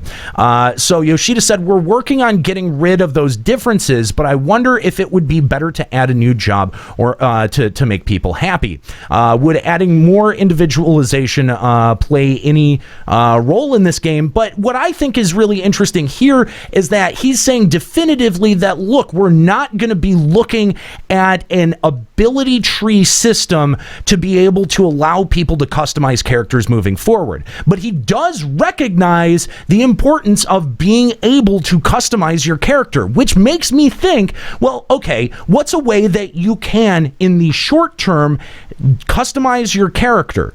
Well, through materia, because you can take materia back off, or you can change your gear to put different stat allocations on it. I think that if we get stat adjusting materia or something that adjusts ability adjusting materia, like we've suggested in the past, that is actually a better way to augment somebody's skills on a not permanent basis, but on a short-term basis. And I don't. Well, honestly, where I think they went wrong is attribute points. Honestly, they had so much potential to say, oh, well, every job needs like a little bit of strength for, DPS and a little bit of dex for accuracy and a little bit of vit for HP to kind of like make you decide what's best rather than, nope, all Dragoons put everything into strength every time. Okay, yeah, but like they could have made that a little bit more. Attribute points are such a bullshit thing anyway. I mean, no matter what you did with them, people were still always going to put them into what their primary stat was. And okay, fine, you could limit them, be like, you can only put so many into here. Well, okay, now I want more HP. I don't think there should have been a primary stat. I think every DPS should need strength and dex and vit, and that way you would change your attribute points based on what you had on your gear. Yeah, like if you didn't put any vit on your shit, like if you didn't put any vit on your character, you'd literally be a paper cannon. People, right, and you could decide if you wanted some vit materia or if you would rather put vit into your attribute points and put different materia. That doesn't matter. It's still just a facade. Like at that point, it's not like it's anything meaningful. Somebody would still figure out what the minimum and maximum into each stat would be, and that's what you would put them into. Right, Nero's right. Nero is right. What you need to do... Hang on. Back that up. What did you just say? I am correct, because I'm the one that came up with this idea, and Nero is right in supporting me. You should have just taken it, man. You should have just taken it. No. It's canon. It's on the show. The two of us are correct. What they need to do is they need to start putting in materia that adjusts some part of your jobs. You can customize yourself that way. And because when you take materia off gear, it becomes invalid. Yes. This is how you make all previous content stay relevant, is when you take it off, you have to go back and get it again.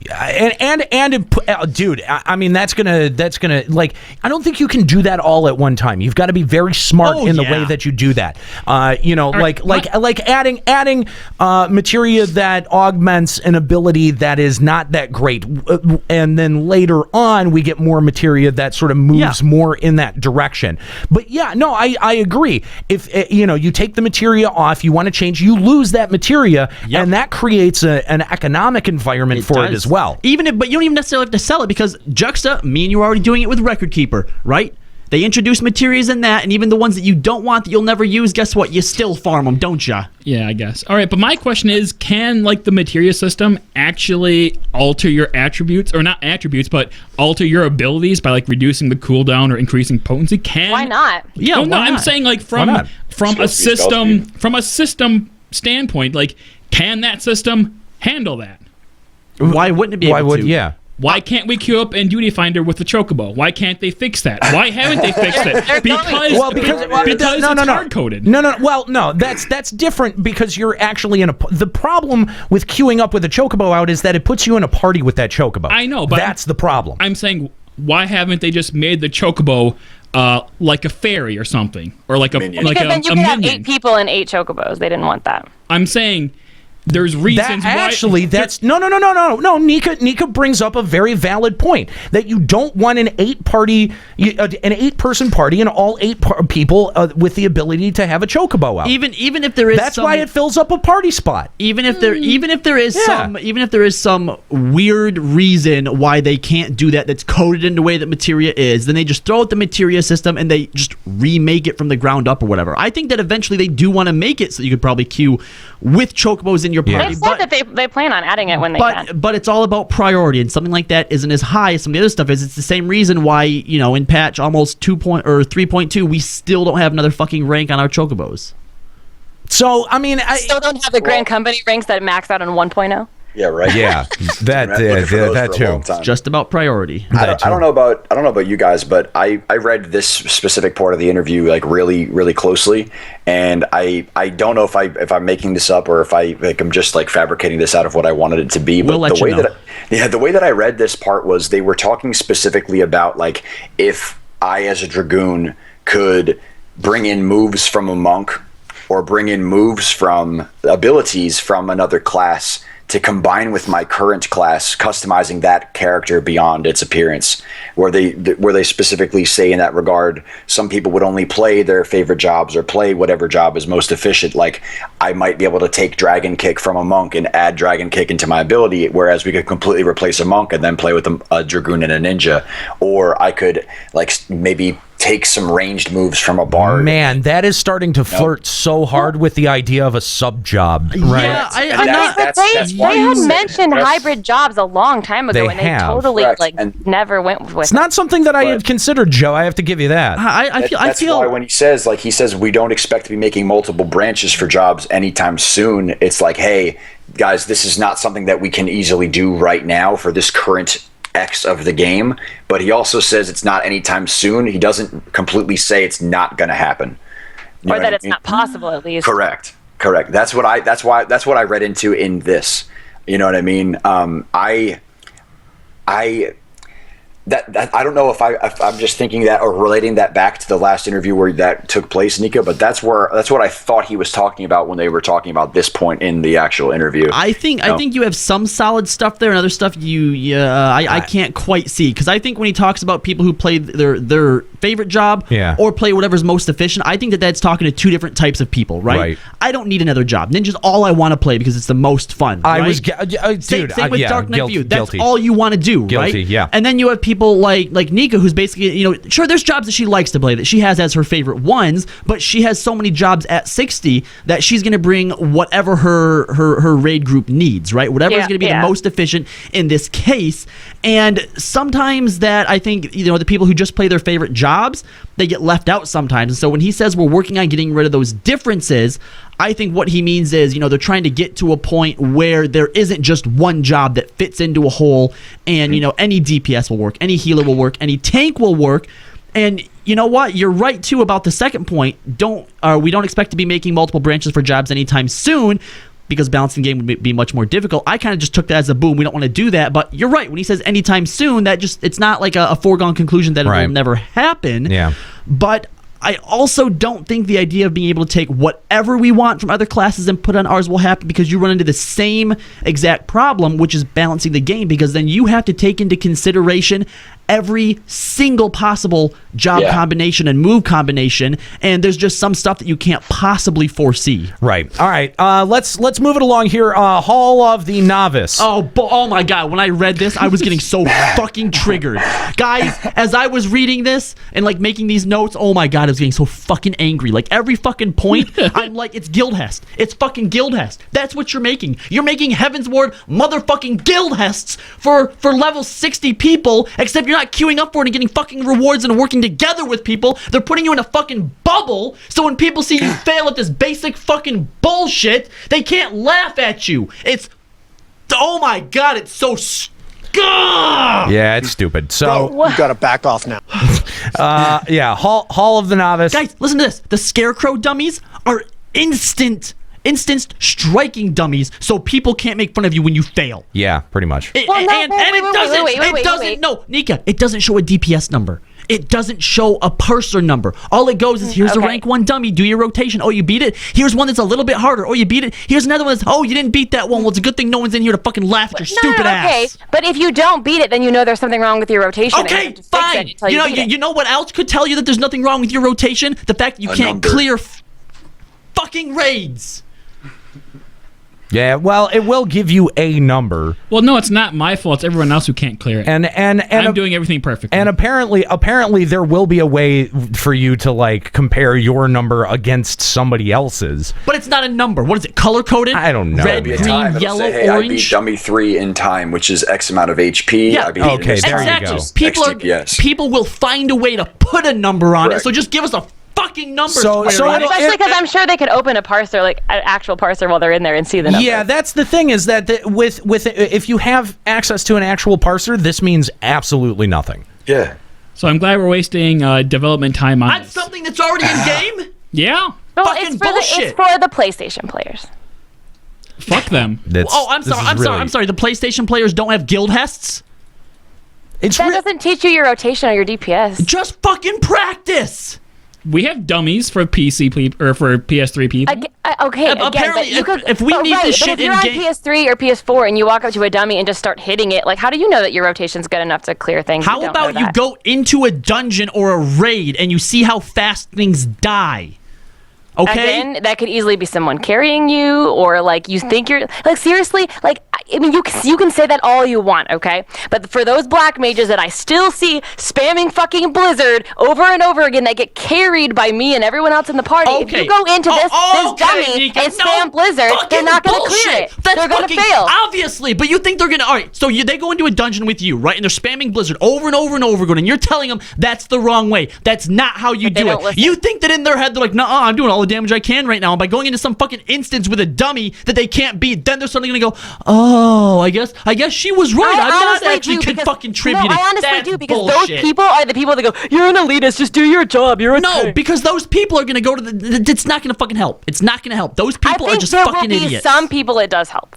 It's fucking bullshit. I don't think it is. It's not going to help. This is a useless addition to this game. Completely useless. You know what? I'm just going to say it, guys. I'm going to fucking say it. I would rather have Lords of Verminion 2 than this bullshit. Yeah. Because there are some jobs like Dragoon that I'm not sure I'm entirely playing correctly that I, as myself, would take into this to see if I can do as much on my Dragoon as I can on my Monk. I would absolutely do it. But what difference? Okay, what's the difference between going into this and using the Hall of the Novice and just going up to a striking dummy and pulling out ACT? What's the difference? Is there any objective difference? I guess it depends on how they make the training thing, actually, because, I mean, when you pull out a parser on a dummy, there's no resistance, there's no mechanics, there's no any of that stuff.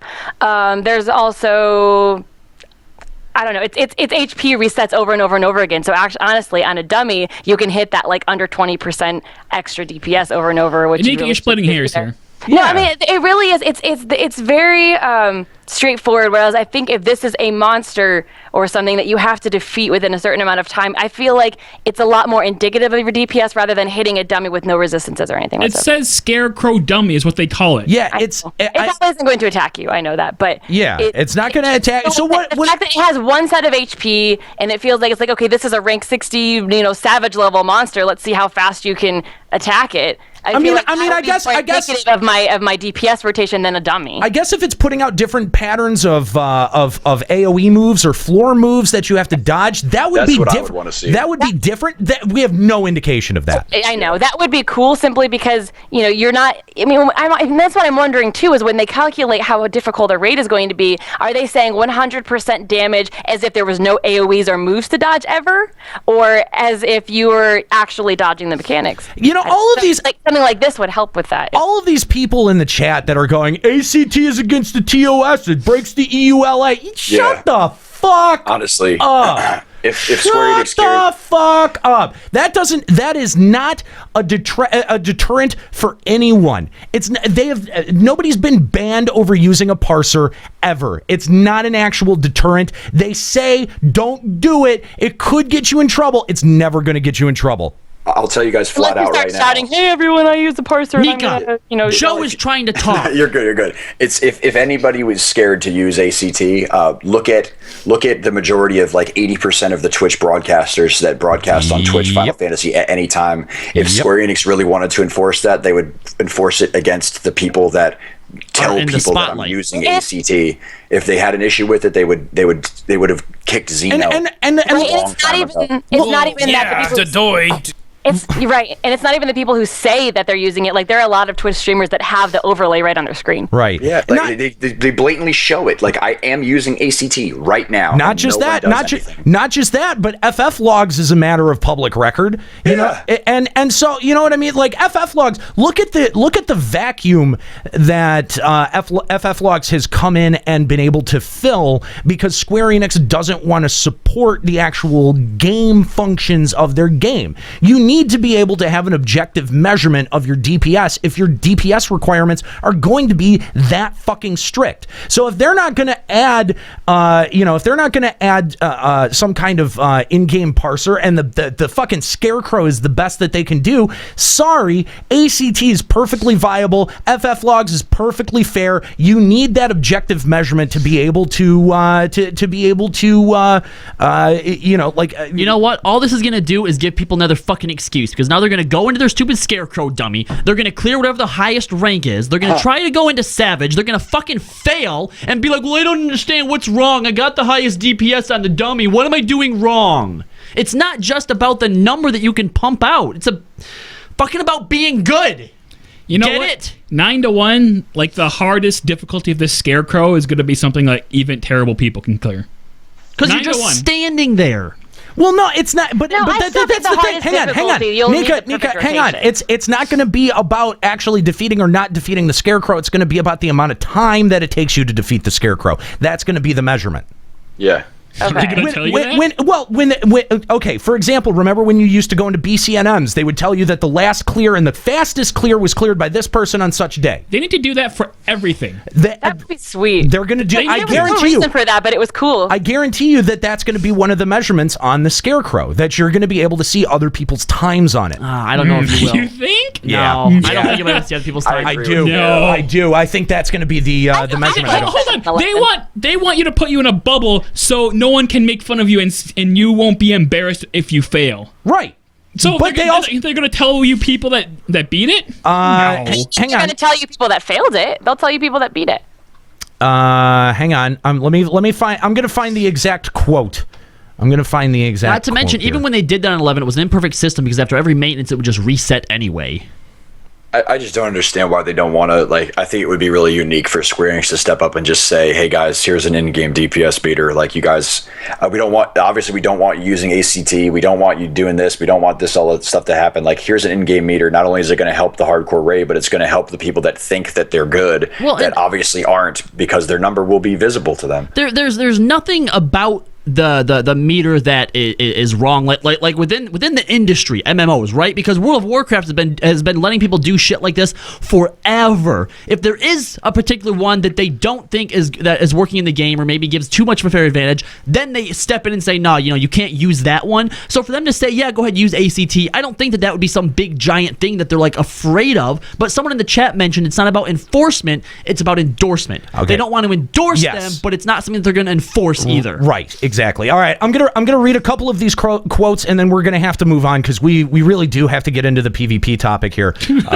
We're approaching 2 hours, and we have not even glanced onto PvP yet. So let's see.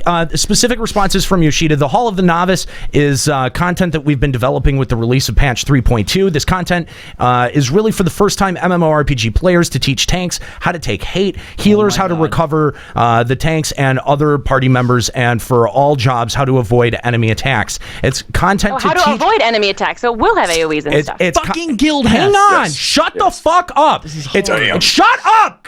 God damn it, Kahlo. We get it. You don't like it. Shut up now. It's content to teach the roles of the basic mechanics for each role. The Hall of the Novice can be started just before Sastasha. You hit a button to select your target and you enter the content. NPCs will join you and the training hall will begin. There's a simple battle using an NPC party which serves as a final exam before you can graduate. Once you complete it, you'll graduate and you'll be able to obtain some nice equipment that you can use in the dungeons. I think people who were afraid to tank because they didn't know how to take hate until now and didn't want to practice in dungeons will find this helpful to practice. Now that is all fair. I like that. There's been so many tanks in like Sastasha that's like, you guys are just doing way more damage than I can keep up with. What do I do? Okay. Like, that's good. Okay, That's good. now the Hall of the Novice will be located in Lenosia, but you have to you'll have direct access to it via NPCs at various locations in the city. It will also include a guide which talks about various terms used frequently in online games such as DOT. It is just included for reference. Let's see. A lot of people have been focused on measuring the amount of DPS they can put out, but we prepared this separately from the Hall of the Novice. In development, we're calling it DPS Scarecrows. First, you'll be able to select a rank, and then you'll be able to play for 3 minutes. The training goal is to have enough DPS to defeat it at that rank. It's not a numbers competition. The idea is more like you could specify people who have defeated XX rank training via Party Finder. Working on your skill rotation will be important to defeat them, so by working through this content, you should be able to put out enough DPS to beat content that you wouldn't previously clear. That's where I was pulling from. That's where I was pulling from, Juxta, when you were yelling at me. And this sounds like a slightly different concept than just guild house. It's even at the same fucking level. He says he's expecting people to specify in Party Finder, you cannot join this unless you've defeated XX rank training. That's what we were saying we didn't want. No. It says the idea is more like you could specify people who have defeated XX rank training via Party Finder. If you wanted to measure, you can't join my farm party unless you've cleared this rank. That's what they're saying. There's nothing wrong with that. I mean, people do that already, but I'm saying that like now this provides an in-game way to exclude people. So basically, what they're going to do is they're going to tune 3 different dummies to 3 different levels of DPS.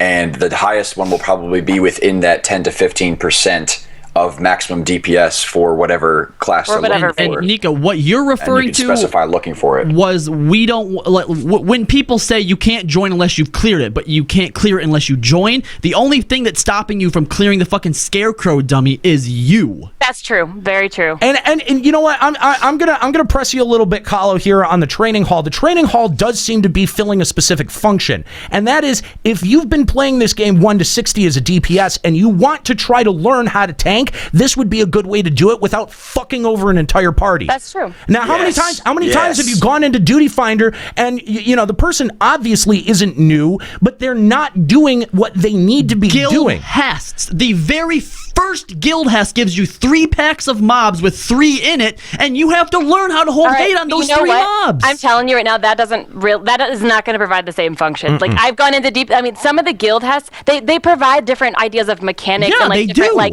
clicking and things. But in terms of like the lowest Guildhast, I've been doing Guildhast roulettes for jobs I'm leveling. I'm doing it on Dark Knight, and some of those lowest ones they die so quickly. You're not even really tanking them. You especially because you don't even have like provoke. It's a cross class at the lowest ones. It's like you don't have your AOE and enmity grabbing, and the DPS are just hitting whatever. And it really isn't teaching you anything. And if you can learn to do it then when you actually get those tools, it's easier because if you can dodge a wrench, you can dodge a dodgeball. Right, but this doesn't make you learn how to tank, whereas something like this novice hall will force you to. The only thing that it's doing that I can see is it's taking other people out of the equations and padding the walls for you. Whatever.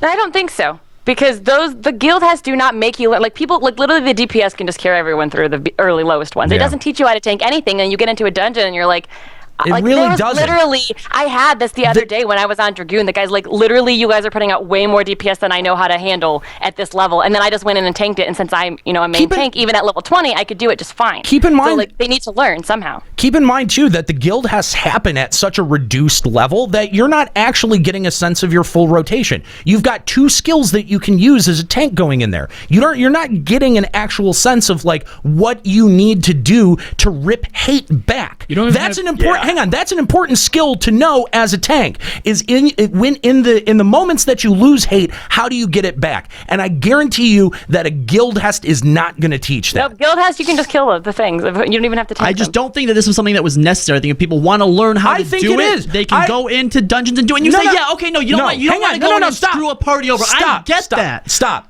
this absolutely is necessary because we have motherfuckers like me and Juxta who are leveling jobs up through beast tribes alone and learning nothing from 50 to 60. I can't tell you shit about so much Dragoon. XP from I can't. All I know is that I hit 1 and 2 and the things that I were fighting were dead. Okay, it didn't teach me jack shit, but I'm getting XP out of it. I get that. So no, but then it does serve a function. It absolutely does serve a function. If I can figure out what the function is.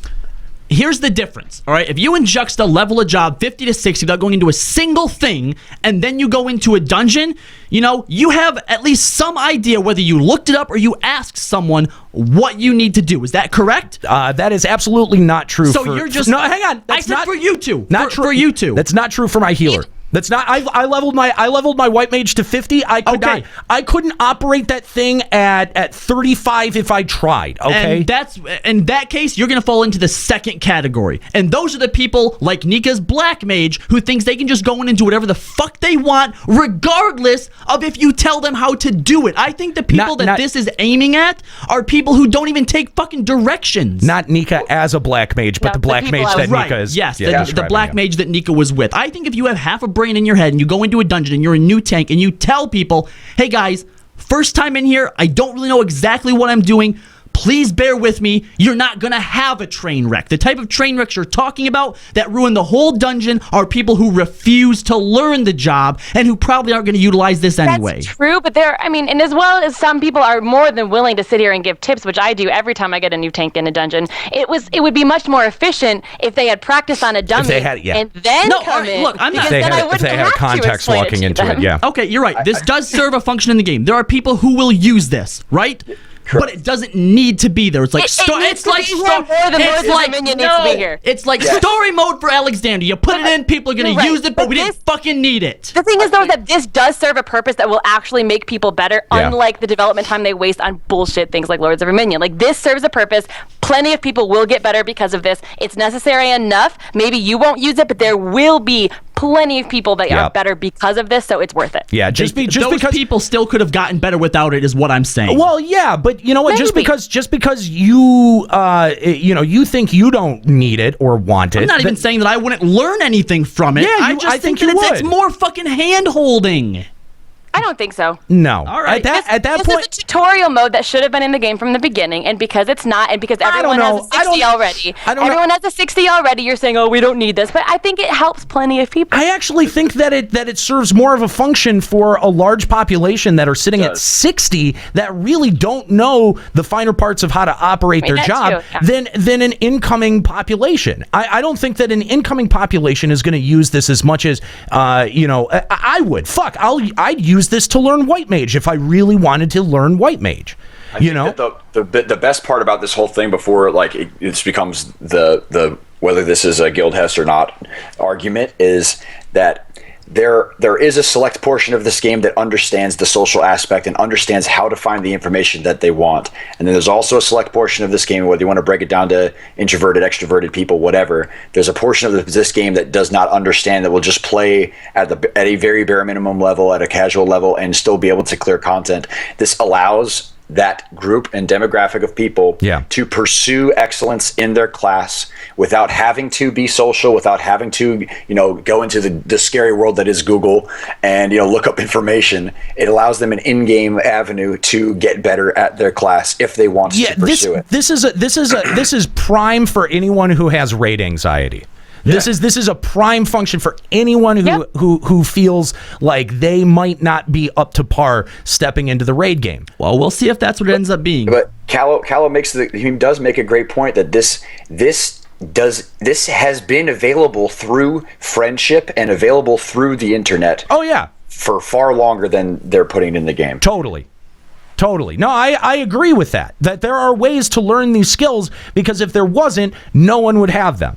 Okay. Correct. So, but this is a fast forward button, because you know what? I don't want to have to go into a whole bunch of dungeons to relearn my white mage rotation. I will rescind my comment about wanting Lords of Dominion 2 over this, but I still stand by the fact that this isn't something we needed.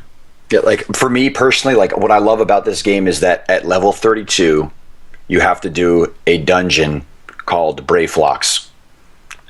Brayflox is a huge, like, actual skill check at a very low level. That's the first game. one. It's the first one that you run into. You have to be able to tank, you have to be able to heal, and you have to be able to DPS. And no mechanics. Correct. For things like the final boss. Oh, God. And pay attention. You know what I mean? So it also teaches you that you can't tank this last boss by yourself with no support from DPS or healing. Wait, Shut right, up, Nika? get out. Hey, I lasted a while, man. I did. Long enough to tell your story. For some people that may be easy. For some people, you may encounter like a very difficult time doing just Brayflox. It was a game changer. Dungeons were very easy before that, and dungeons are a little bit more hard after that. Well, for the Get Good Community College, we'll see if it lives up to what you guys are hoping it was. I think It's all bad. The rest of these things we can just fly by pretty quick. People are wondering if there's any way to get a bunch of the items from events that they may have missed. They have no plans, or going forward, it's probably going to be the cash shop. They introduced those. They also said there are no plans to currently add Garlean armor. Because it wouldn't make sense. Wouldn't make sense within We're the fighting story. them right now. Yeah, It would be so cool, though. We can already dress up like a Garlean. We can? Yeah, remember way back when in Mordona we get that quest to infiltrate them, and you have to get their helmet and that body piece? That's whack. That's not armor. That's like their freaking soldier. You can look like a Garlean. All right, so his argument is invalid. You look like the fucking foot soldiers that are wearing a robe and a mask. Right. Get out. Yeah. No, that's not more the same flying mounts. If it's possible to make it fly, Yoshi wants it to fly. They would like to add 4 to 5 non-flying mounts per patch to get flying. And there are plans to add mount type drops to the next leg of quote unquote primal type fight. So the icons probably. To answer Kiki Lou in the chat, someone was working on a Get Good Community College logo, and I think we might put them on T-shirts at some point. All right. Yep. I'll get on that at some point.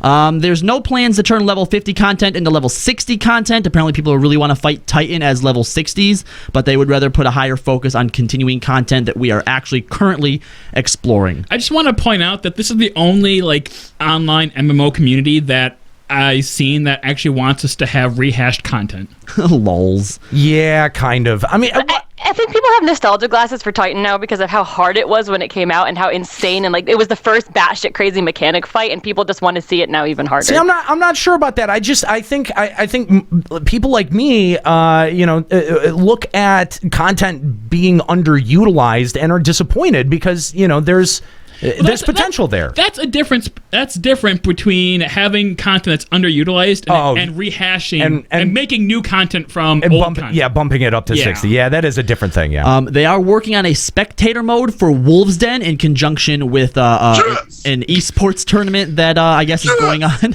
Yes. I don't know if I would ever spectator watch, but a tournament is cool. Oh man! Isn't 3.2 or 3.25 going to be the first part of the tournament for Wolves Den? On February 14th, 2016, there's going to be a Wolves Den tournament organized by Esports Max, which will likely be around the timing for 3.2. There were some concerns that the specifications might change for balance because of the implementation of Wolves Den 2 in patch 3.2. But it's actually going to be an esports game in Japan. Yes, it's actually they're pushing esports. They're pushing esports. It's serious. Yeah, esports. But I mean, for Wolves Den. Yes, for real. yes, yeah. That's crazy. And it's not going to be for Wolves Den 2. They're going to use the original Wolves Den so that we're not overwhelmed with trying to figure out new rotations and stuff like that. Joe, I have to imagine that you are chomping at the bit to enter that. I mean, are you going to try to enter? Are you going to try to participate? I cannot. It's Japan. It's Japan only? Yeah. Really? That's at least this time. It's the United States now. I didn't see where they said it was going to be Japan only. I believe from all the investigation I've done is Japan. Oh, that sucks. It's available in Japan. It's going to be in the Japan community only. But that doesn't rule out that it could come to the United States. I number one, I just think that this is awesome. I've been talking about this. I've said it several times on the show. One of the main places where this game falls short in an MMO community, if you look at it from a world perspective, is the PvP of the game. Not only are they dropping the biggest PvP patch of in the history of Final Fantasy XIV, but they're taking it to the next level from a developer standpoint, understanding that it has the potential to be involved in an esports community, and then they're also tying in and teasing an esports community that Final Fantasy PvP is here, and it's an existing thing. So hopefully this will get a lot of coverage. This will be an exciting thing, and it'll get some attention that it deserves.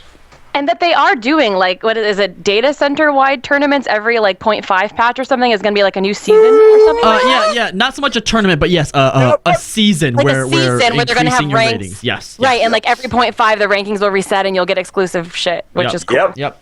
So I think that's definitely a step in the right direction. Oh, it's huge. It's going to keep people going, because, I mean, if you get Absolutely. to top rank and then you stop and then someone surpasses you, you're not going to stop. You're going to keep going. It's the whole point of PvP is the competition and the it's the prestige. It's saying, hey, Absolutely. Yeah. I'm finally going to get recognition for the prestige, and that's what's awesome, and that's what I've you have it on the lodestone right now. A lot of people don't even know that the lodestone exists for amount of wins per week, for percentage of wins per week, and amount of matches played. But that doesn't really say a lot to a player's actual skill or an actual involvement. Right. Like it's just such an awesome thing, man. I get so hyped up. I'm ready to talk about a lot of this stuff when we get down to it as well. And what I think is cool here is the spectate mode that they want to add to Wolves Den.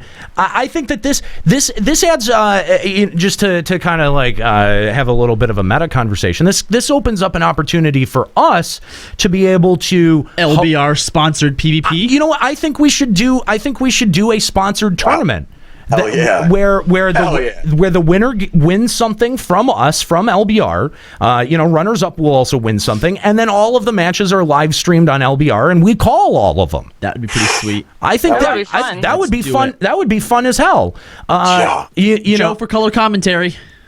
I mean, we would need that spectator mode put into the game for players, though. Yes, which is something they plan on doing. Yes, right. Right now they said it's only available for the esports match, but it is not currently available. But they actually go on, because what they're doing for the esports match is actually different from what they want to do.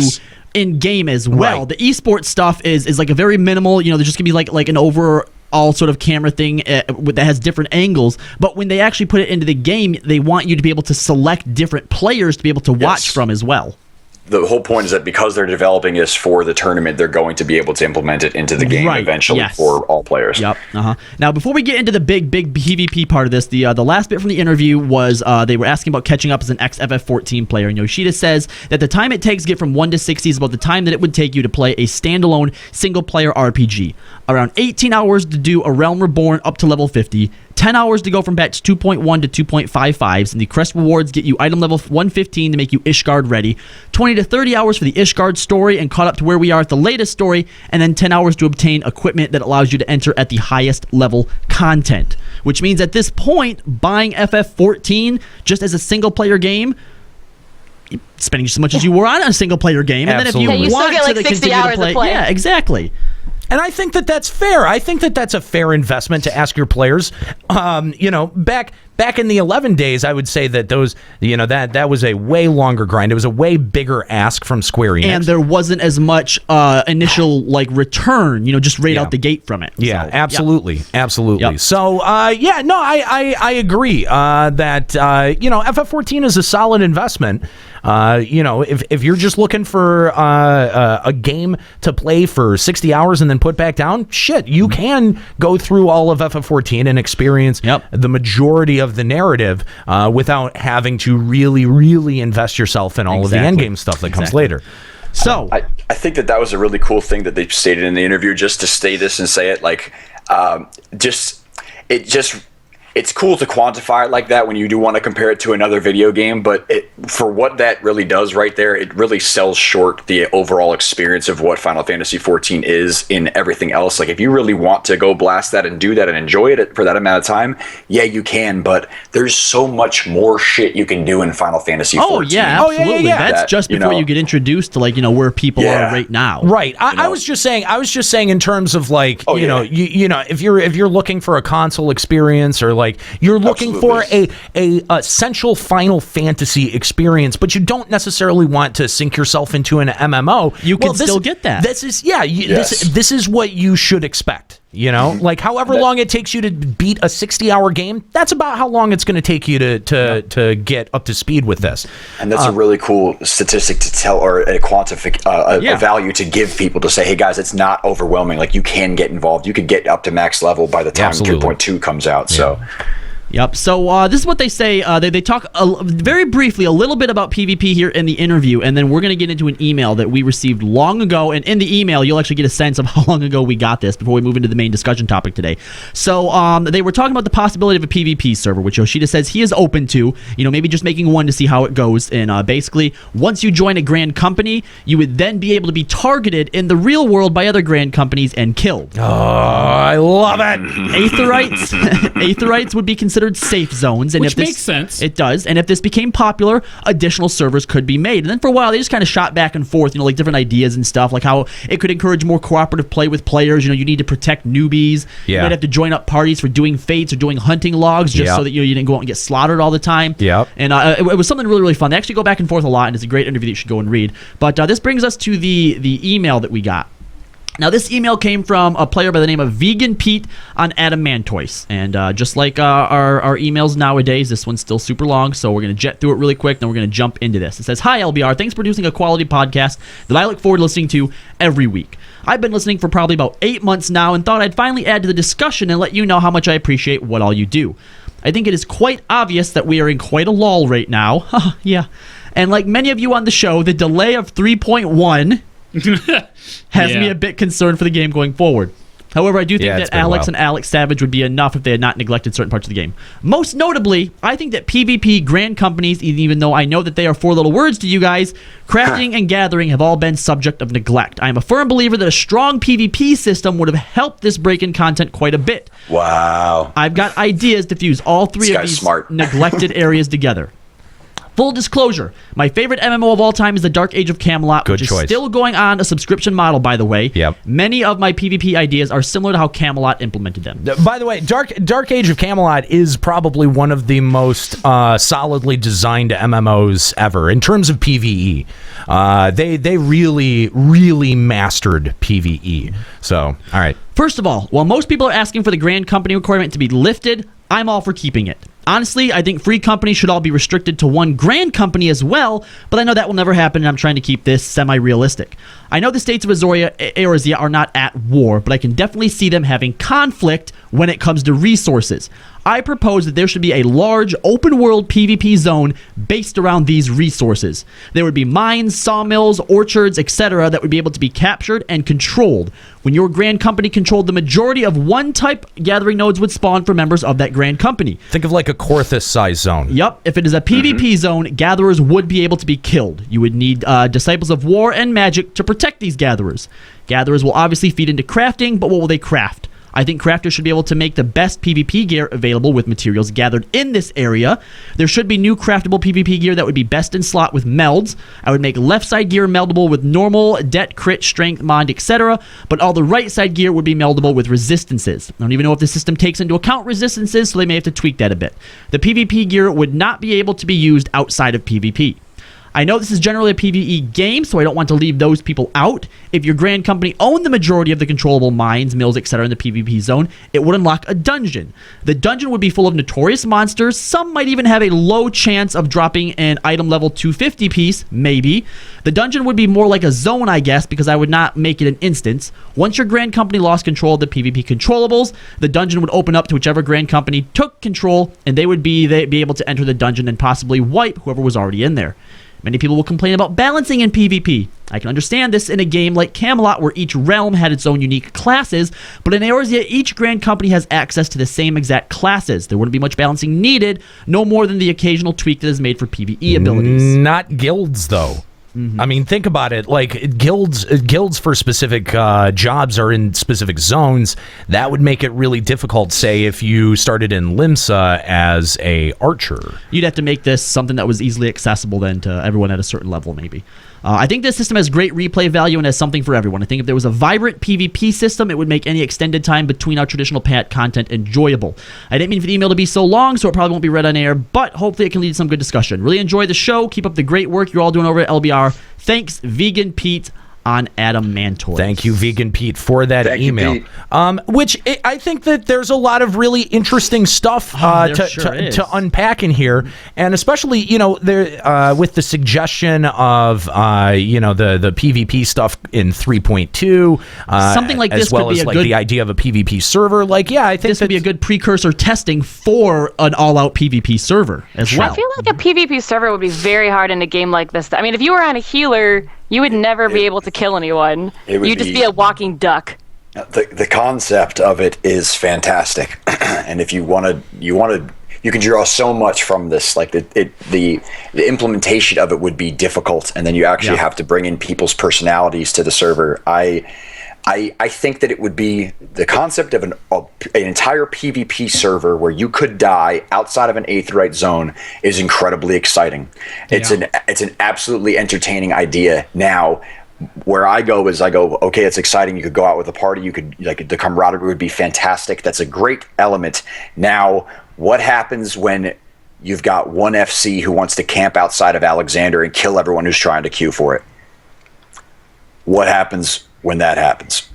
You better get your free company to come and counterfight them. Yeah, the first thing that people think when stuff like that happens is, oh, you're griefing me. I just want to play the game, blah, blah, blah, blah, blah. But in that case, you shouldn't be on this server. Yeah, guess what? You're on a PvP server. Right, and Jux is 100% right. At that point, you don't just cry griefing. You go round up a bunch of your friends, and now you have a huge-ass fucking death match. And sure, maybe you guys were going to do Alexander for the night, and that's kind of been wiped off to the side. But you probably still had fun handing those guys their asses back to them. And really, what the fuck are you doing going to be PvE rating when you're on a PvP server? Come on. Well, here, I mean, you're still gonna. Am I not gonna do rating on if I'm still on a PvP server? Like, am I just gonna do PvP all the time, or can I not progress through the content that I want to?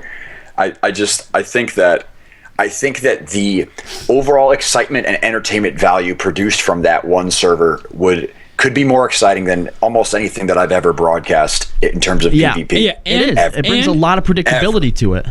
Oh my gosh. Unpredictability. Unpredictability. I definitely like the idea. I just feel like it'd be very difficult in a game that's like this. This is Yoshi P actually. Go ahead, Joe. The toughest part is that like the people have said in chat, is that the PvP fan base of Final Fantasy XIV is a very, very small minority. We are a very small but dedicated and serious community. And with the changes that they've been proposing, though, it's going to grow. Yes. So hopefully with everything else that's happening, more and more people will get excited, more people will try it and experience something new along those lines. Did you have sorry, Joe. You're good. I really want to address something real quick. I really disagree with the people that stayed in this community.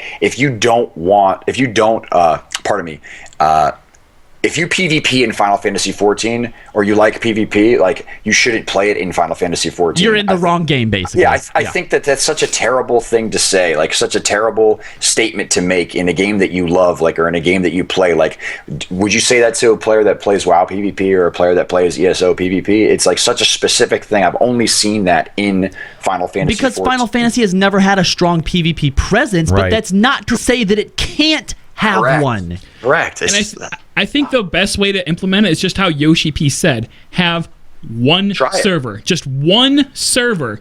And then everybody who wants to PvP will congregate to that one server. And that one server, its population is going to fucking explode. And that's how PvP is going to take off, because everyone is going to be talking about this one server. It's going to put that server on a global scale. Yes. Yep. Everyone's going to be looking at it. And that's going to be the biggest server, because everybody's going to want to, lots of people are going to want to PvP. And everyone's going to shit post about it because, I'm trying to do my gathering and people are killing. Yo, drama out the fucking ass. Joe's raid is going to try to go there tonight, but he was camped by Nero's free company. And so they smashed Nero's free company into the ground because they don't PvP. Yeah.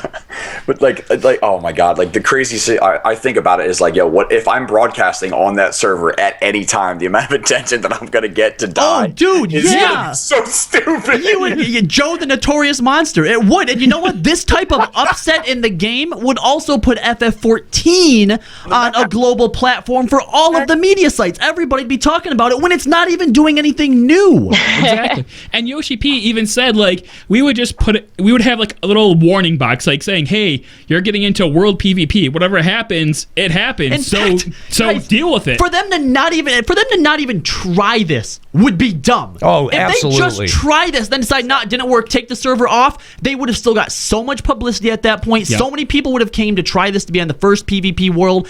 It will be insane. Especially, I think if they put it out as saying it was kind of like a beta and they allowed people to go to it for free, so that way if they took it down, they wouldn't charge you to transfer back. I think that's an even better idea. No, you know what? I feel like I feel like everyone would have to start fresh. I think that's the way you'd have to do it. You wouldn't be able. No. You don't think so? No, well, it would be very fair if you wanted to do that. Right, but Joe, think of how much more organic it would be. Because first of all, if you have a bunch of people just creating jobs, and then you have 60 people going around just killing them, there's not much entertainment in that. I take that back. Yeah, I take that back. I think it would be much more entertaining to. It might be too crazy to have people. At least at first. At first, it will. It'll be totally insane. If they have the means to create 2 beta servers, one where you can transfer there for free and test it, and one with one level server. 1.0. One this server. hinges on one server. Yes. No. I know, but I'm saying, I know. I'm saying play it like a beta, and whichever one works better, then they make that the one server. No, I think you're putting too much work into it. No, One that's too server, much. For the first month, you can only make new characters because I think you're going to get a lot more compelling content out of seeing people level up and fight each other at the same time for the resources than you are just a bunch of 60s going around killing people. Yeah, if you have the ability to just pop your character over, you're going to have a bunch of people at 60s who are going around raping level 5 characters. If that's what you want to do, then you know what? You should have to poop sock that shit. You should have to be way more dedicated than anyone else and be the first one to 50 so that you can start killing plebs. I think it's just plebs. It's a fucking cop out to go, hey, just throw my character over here and that's it. We're done. I agree with you guys that if they made a new server and everyone who wanted to play on that PvP server had to make a new character, I'd say that's the best way to do it. And I'm pretty sure that's something that we haven't seen before. The kind of social experiment that would create, even when it comes to other games. The only time you're ever able to see that in another MMO is right from the birth of its life cycle. Right? Yeah. And to be able to witness all of this stuff at this point in the game, that would be so compelling. Hearthstone. I don't think I would transfer to it, but I would definitely make a new character and play around on it. Absolutely. And everybody would be thinking the same thing too, and not a lot of them would probably stay. But that's fine. No. And that's the thing, though, is that now you have just like World of Warcraft, where you have multiple characters. Now in Final Fantasy XIV, you have a reason to keep multiple characters. So here's your one character that you've got. All the jobs are maxed out to 60, and you've got your raid gear, you've got your relic, whatever, you're done here, and now you're able to divert way more time and energy into the PvP character. And I think it would also be kind of a sense of world first and pride if you're able to get some of the raids as the first people to clear a certain raid on a PvP server because you've gotten that high level, gotten the gear faster than everyone else while you're killing each other. See, this, I'm just saying, my squad, if this ever happens, like when it happens, I'm not going to sleep. I'm going to have an army. I swear. Joe. Like it will be legit. Joe, can you stand for that long? I've stood for 32 hours on stream for 30 hours, 31 hours for 3.0. I remember that. Oh my god! I checked in on you at one point. In front of his standing desk. I'm fucking ready, man. Dude, it's a podium. So excited. It's a podium. There you go.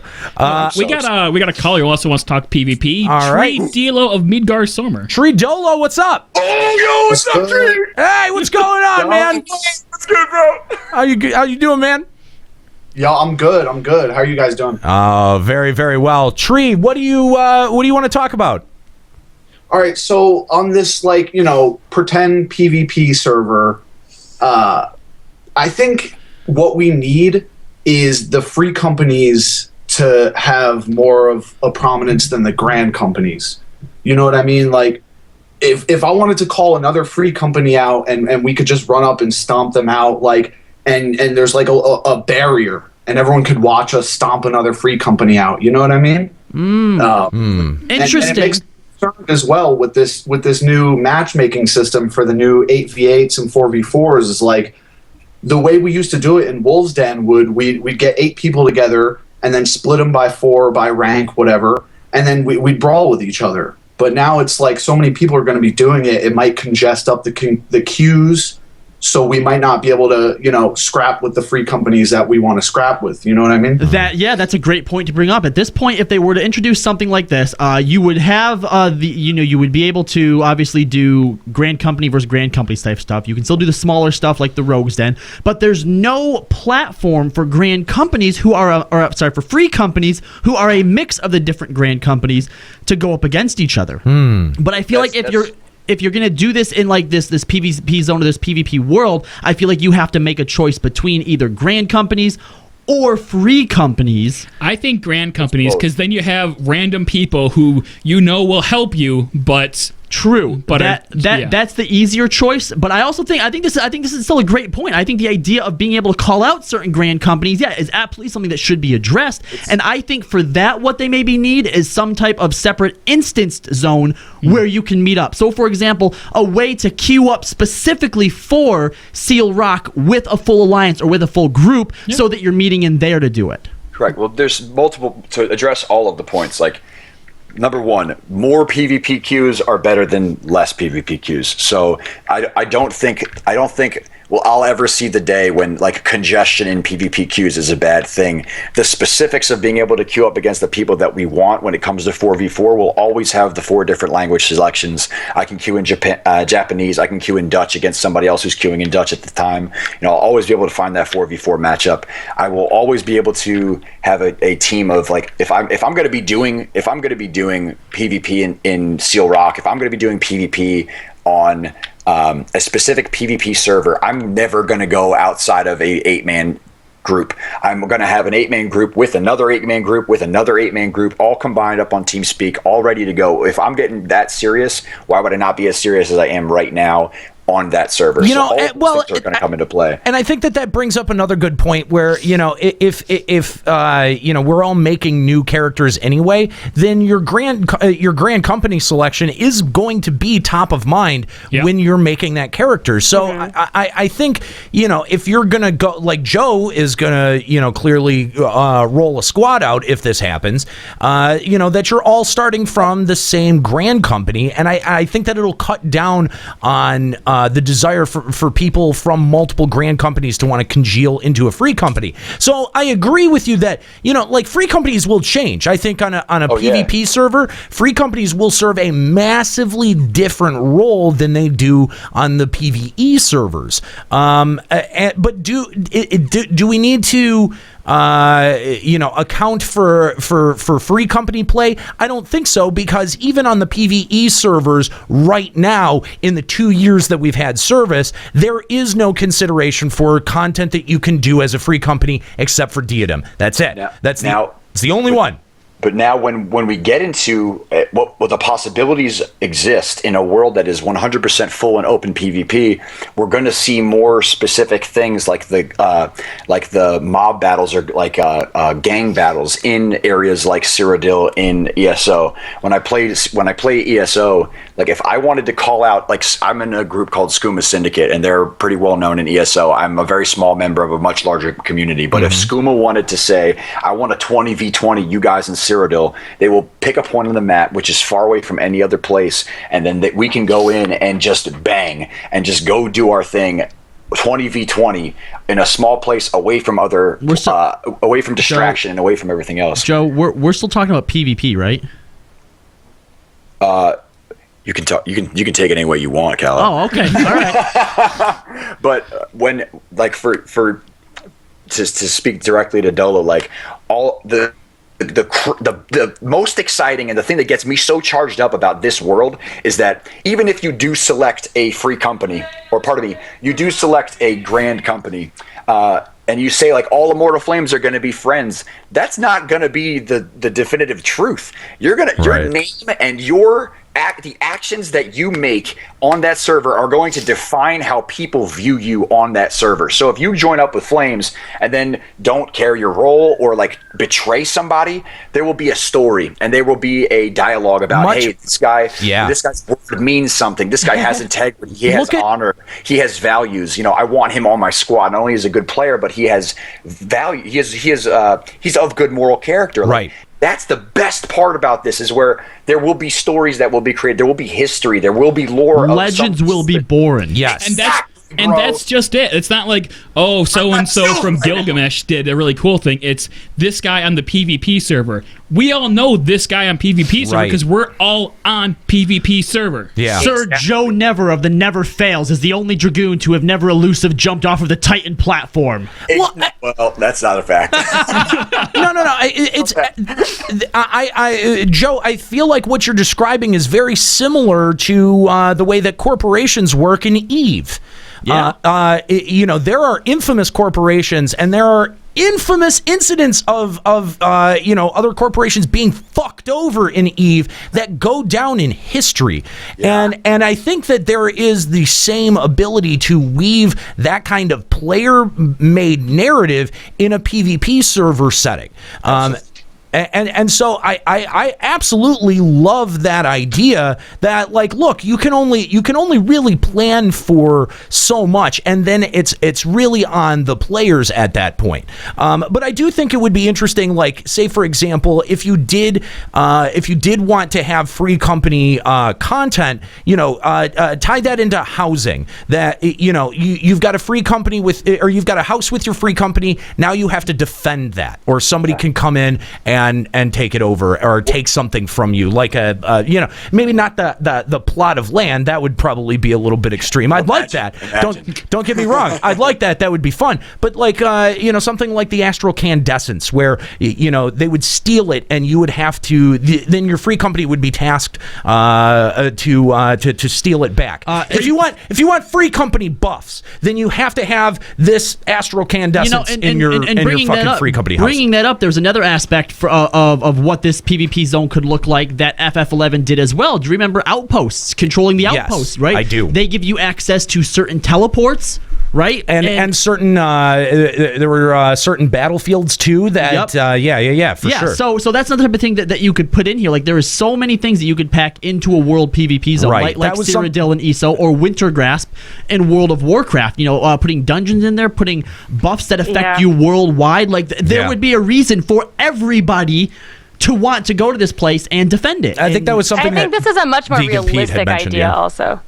Then, I mean, I'd like a worldwide PvP server would be awesome, but I feel like that would take a lot of balance and a lot of thought. Whereas I think a zone that's just always PvP on every server, I think would be something that would be easier to implement and more. I don't know. I don't think so. I still think that the amount of excitement and the attention it would garner for it being unbalanced, and then having the people that are like pioneering that to find the places that need to be changed and to like basically do the beta testing, like you said, like that would be such an exciting time to just participate in it unbalanced, and then to say, hey, like, this was changed, we did it before, just like Wolves Den, like this, for the people that were able to play Wolves Den before they nerfed all the stuff, before they took like Cleric Stance away in on the front lines, for the people that played it in its original content, like, it was well different from how it is today. And to be able to get involved in that on a world scale, my gosh. Yeah. Oh Personally, I think that Final Fantasy XIV is poised to have like a PvP zone like no game has ever seen before. When I think about how things went in Wintergrasp, it was just an all-out battle, right? I mean, you had like different ways you could attack. It was a clusterfuck. Well, it wasn't even that. I mean, there was actually strategy to it. You could get into vehicles to take down walls and stuff, but the main point was just in X amount of time, get to this spot and you control it now, right? Now, the idea that the way that this all-out battle could be determined was through several things, right? Like, all right, you're collecting resources to get points, you get kills to get points, but the idea is that gatherers and crafters could also factor into this. Like, let's say every time a certain item was crafted, you got like a major influx of points, right? So you would actually have some people that would want to stick to the back, take items from other people that were gathered during this battle, and craft stuff to turn them in. Now part of the meta, now part of the strategy becomes, do we just want to go for the kills, taking this part of the thing, or do we want to try and infiltrate in there and take out their gatherers? Because if you're fucking up their gatherers,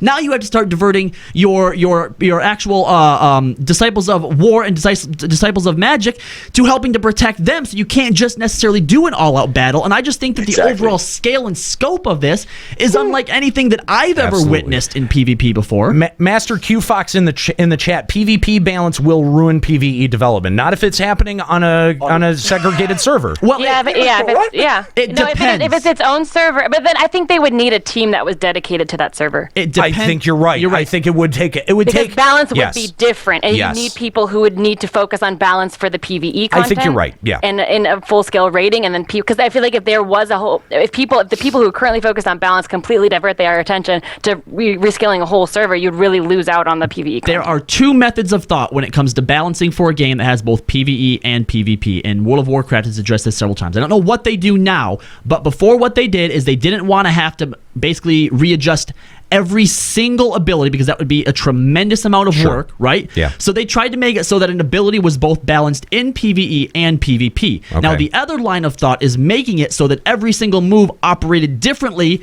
in PvP and then in PvE. Right. That way, once it's scaled properly in PvE, you don't have to fucking touch it. Now, if it's like, all right, Dark Side is way too overpowered in PvP. We need to scale it back. Well, now that's fucked up, player versus environment stuff, right? Yeah. So giving them two different abilities that's already helps. that's sort of what they already do. I mean, you've got your PvP specific abilities, but then there are other abilities that you have that Exactly. they function differently or function at different potencies when you get into PvP. So I think that you're right. They already kind of do that. They already kind of do that, and that they're poised to put something in this game that really wouldn't break the PvE element, because they're not even really adjusting the PvE element. The only difficulty that would come from that is they would obviously need more resources or a bigger team to focus specifically on those PvP stuff, so that they're not taking resources potentially away from the PvE side. And I honestly, I take it back what I said before. Like, I honestly, I probably wouldn't raid on a PvP server. I would have another character that was my my PvE player on Balmung, and I'd have my PvP. When would I want to have time to do PvE stuff? Like, I'd be too worried about protecting my noobs, protecting my crafters, going out building my army, that's generating strategy. Like, when would I have fucking time? That's so awesome. Dolo, that's a great point. Wasn't that Joe? Yeah, that was Joe. No, I thought that was Dolo. That was totally No, that was Joe. But sorry. Stems? No, it's cool. We sound the same. We're both from New York. But yeah, New York represent, bro. Let's just have a bunch of crosstalk. Let's just everyone talk at once. Everyone. But what I'm saying is, where my point stems from is that on our server, there's a lot of PvE like competition, and it's like, okay, these guys cleared A4 like a month before us. These guys cleared this, and then it just becomes like a gaggle fuck of like stupid PvE competition that, like, who cares? You're fighting a computer monster. Like, I just want to smack you down because I don't like you. The only problem that I think that you would run into on a PvP server, because Aniro is right, on a PvP server, you're just going to naturally create free companies with people who are in your grand company. Right. So the only problem that you would run into is if there's someone that's in your grand company causing beef and you want to take them on, there would be no way to do that because you're part of the same grand company. You would obviously still be able to do that in specific Rogue's Den instances, but you're only getting Wolves Den instances, but you're only getting it up to a 4v4 or 8v8 match. You could do it open world, bro. You could do it in the street. That's true. Yeah. If this guy's causing you a problem, he gets a beat down. Like, that's all there is. You let him be known. This guy's causing beef. He's done. Like, not only would you have to protect yourself, but you'd have to be civil with people. Yeah. And that's where honor comes into play. That's where being a real human being comes into play. You should also have the option to duel someone in your grand company. Yes. Obviously, you'll have the option to duel one-on-one. Yeah. Call him out. Meet me in Kurthus, dog. Absolutely. Meet me. In front of Harshafon's grave. Anywhere. Oh my god. It'd be so hype. Dolo, thanks for the call, man. We really appreciate it, and hope that you'll call back again to Limit Break Radio. I think overall the idea of a PvP server. I mean, I think the conversation has shifted. I know that the original email had suggested a PvP zone, but honestly, he touched on a lot of the points that would be considered in the PvP zone anyway. That I think a lot of people PvP server, the server in the zone that a lot of people are already familiar with because of other games. Sure. So, yeah, absolutely. Right, but I don't think there would be as much balance required if there was a PvP zone, simply because you would probably have some kind of objective going into PvP zone, like you're going to do a quest or you're going to gather something, and you would probably be there with a party. When people usually talk about balance in the form of PvP, it's because there's a PvE ability that makes one job in particular incredibly overpowered in PvP to where nothing can possibly beat it. Right, where I think that if there was a PvP zone and you were going in to like try to get to a dungeon or try to take claim of something or try to get to a specific area to complete a quest, you probably wouldn't be going in there alone anyway. Yeah, on massive scales. So I think that there would be a way that it wouldn't require as much balance because you would have people to back you up, I think you do in regular. You know what I think it would take? I think it would take you would have to do the server first to establish the wider rules, the open PvP rules, and then maybe somewhere down the line, a PvP zone is something that you could introduce to worlds at on a wider basis.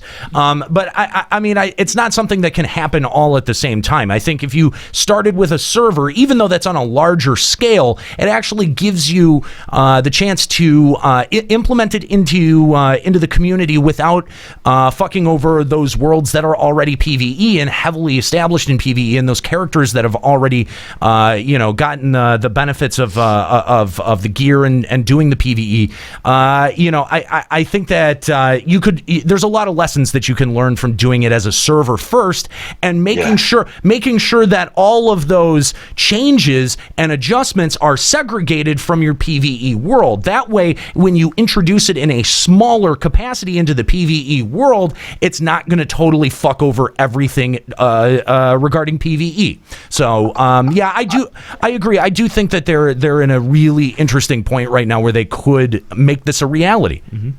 I think that the overall benefits and gains from having a specific place or an entire server could be involved in PvP would no doubt roll over into how PvP is played on every other server everywhere else. Like absolutely. All of the fine tuning that they're obviously not doing, and all of the scaling and balancing, whatever you want to do, could be done by the people that want to do it on a PvP server. Well, I think your point is that the meta conversation around PvP isn't big enough to be able to provide them with a sample size big enough for them to take good feedback. Yeah, no, I totally agree with you. Joe. It's the same way if you draw it from PvE. They're not even doing the content that they're making in PvE. Well, how do we expect them to be doing the content that they're creating in PvP? Yeah. You know what I mean? Like that's where I draw it from. I mean, that's why some people asking in the chat what happens with different things like NPC trainers and whatnot. Well, that's not a big deal. We're not talking about being at war with the other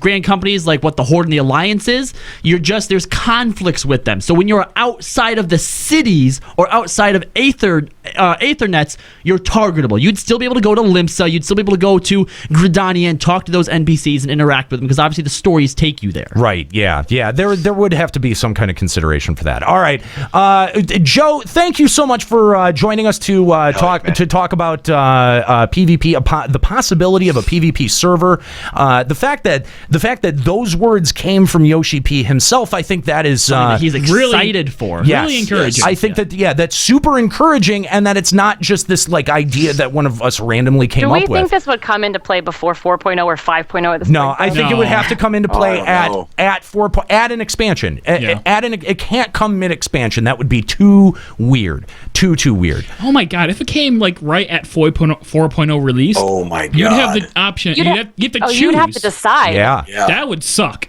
Yeah. I mean, you could do both. I mean, no. I don't know. If you focus on one or the other. Yeah, you would have to main one or the other. It would be a choice that you would have to answer. Yeah, and I don't think that that's a bad thing. I think that considering how much burnout and how much how many attitudes have been jaded around PvE and raiding and Final Fantasy 14, I think that at 4.0 that would be a good place to put a decision like that. I don't think it would be bad because it's really just a time allocation decision.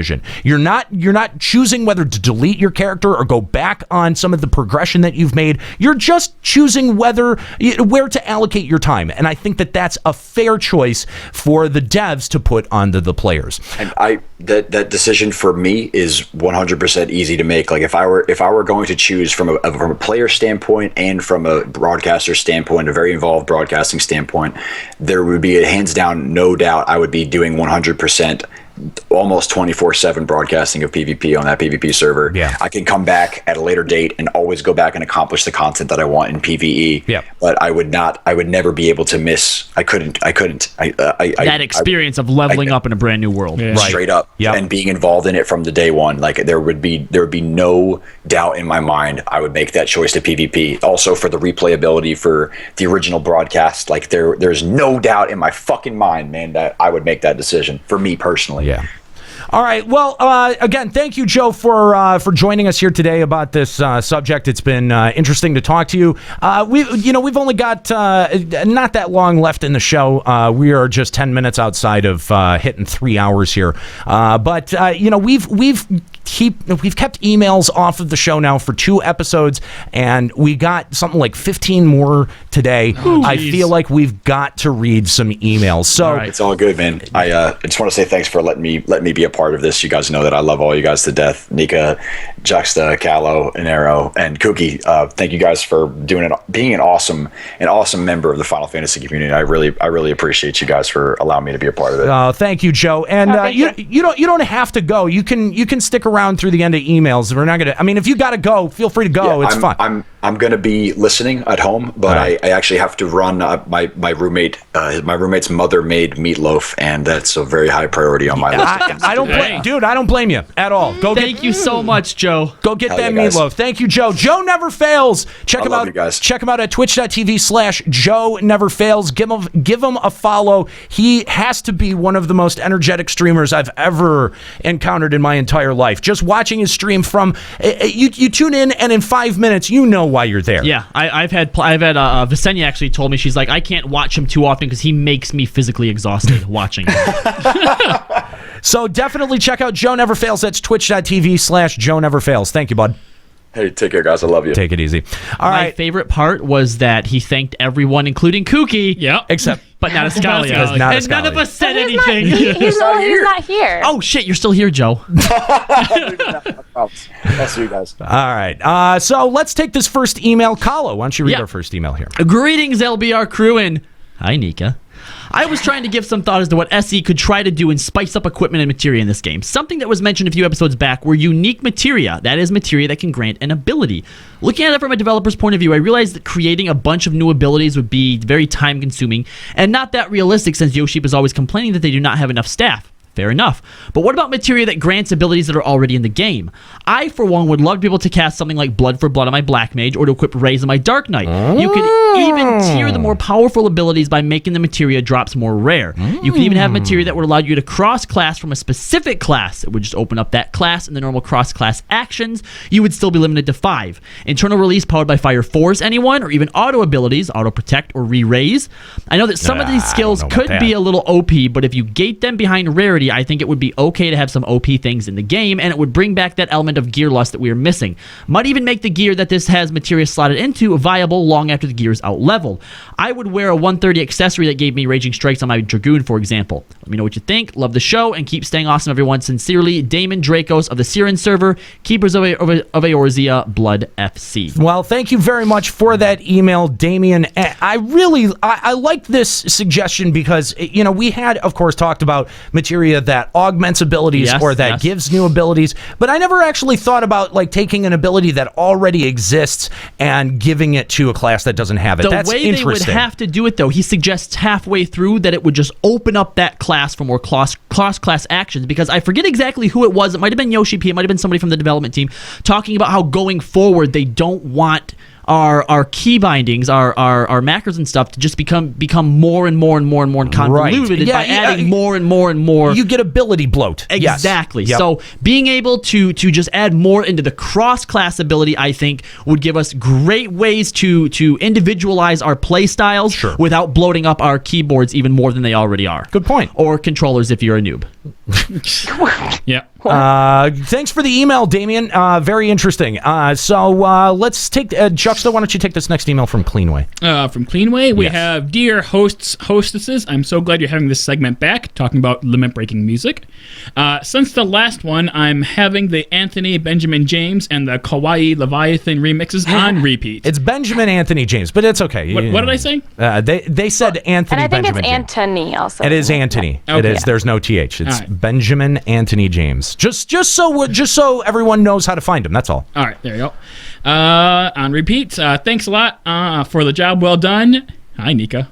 That's from Clenway Oblin. Olin. Where's the fucking B in that? There's no B. Oblin from God. Google server. Wow, you're terrible. Thank you, Cleanway, for that email. Much appreciated. And glad that you liked the limit-breaking music segment. That seems to be a popular segment for us. All right. This next email... Oh boy, this is quite a long one. Oh my God, this is a doozy. Yeah, this is a big one. Hi, LBR crew. I wanted to jump back an episode to some of the relic grinding issues. I'll preface this with I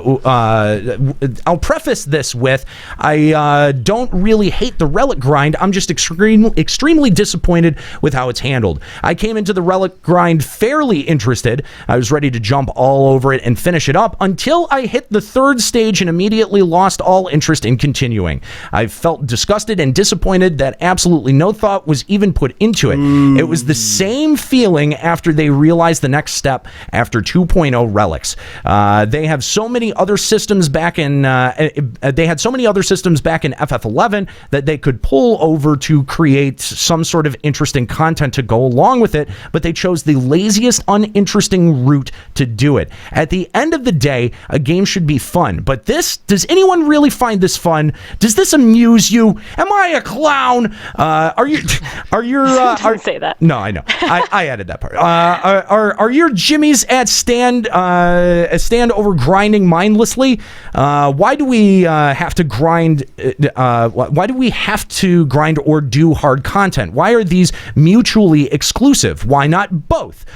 We could have a progression system that eases the requirements as you complete harder content. This was the concept explored in FF11 through Nizul Isle with weapon skills. The further you climbed, the easier it was to get the weapon skill. Do you think that we could implement a system just as the same way? Say, for example, you start at base damage of requiring 20 of each item, 20 ores, shells, etc. And then Bismarck EX is one item, Ravana EX is one item, A1 to 4 is 4 items, Thoradin EX would drop 2 items, A1S would drop 2, A2S would drop 2. You're basically talking about the exact same thing, but you just want the end game hard content to give more stuff than the casual grind. Yeah, this is what I had brought up in the beginning, is that way, if you are doing harder content, it goes a little bit faster for you, but then if you're not doing the hard content, you can still do it through the long grind. But it already does. People already say that doing Alexander on repeat is way faster, right? So it's already doing what you want it to do, just not as fast enough? So he's saying that if you are a hardcore endgame player, you should be able to grind and do the hard content, rather than if you're a hardcore player having to do the menial. So basically, if you're rating that you're actively adding toward your relic that you're also working on in your free time, I guess that makes a little bit of sense. I mean, is he saying especially that he doesn't like that we have to choose between doing the hard content to get like the 210 weapon from Alex or doing the grind with the boring shit, why not combine them and do the grind of the hard shit for a little bit faster gain? I guess that makes a little bit of sense. I like that. That's kind of what I think. You should have the choice to be casual and get like one item at a time with the easy stuff, or grind the hard stuff and get it faster. I think that's I don't think I would disagree with that or poo-poo that at all. Set the minimum at 1, so when the next content releases, you simply just have to add a modifier so it decreases each step naturally. Old content does not reduce the requirements of a new stage, just the current.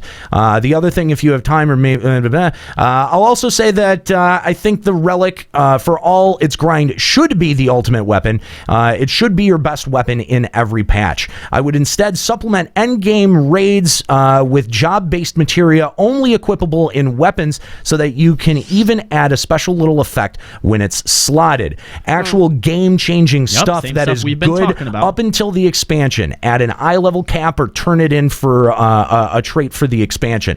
Raids can still have their ugly armors and weapons, but the real prize is the materia. And then they go and they've got a bunch of different suggestions for what you could do with specific, job-specific materia. Like for Monk, you can now build an additional stack of Greased Lightning, or for Bard, Heavy Shot, Sidewinder, and Imperial Arrow have a 30% chance of activating Miseries. Regarding of current I have HP. to bring up a question about this. So, like, Siren and I actually had the exact conversation the other day, and I brought up something like this. But then when you think about it, it's not the way that they build content and the way that people build parties. They're never going to say that, not having this stuff is acceptable, but if you do have this stuff, it's just a bonus. It's always going to be, if you don't have the best, you're not in my party, and if you don't have it, you're GIMP, rather than not having it is acceptable and having it as a bonus.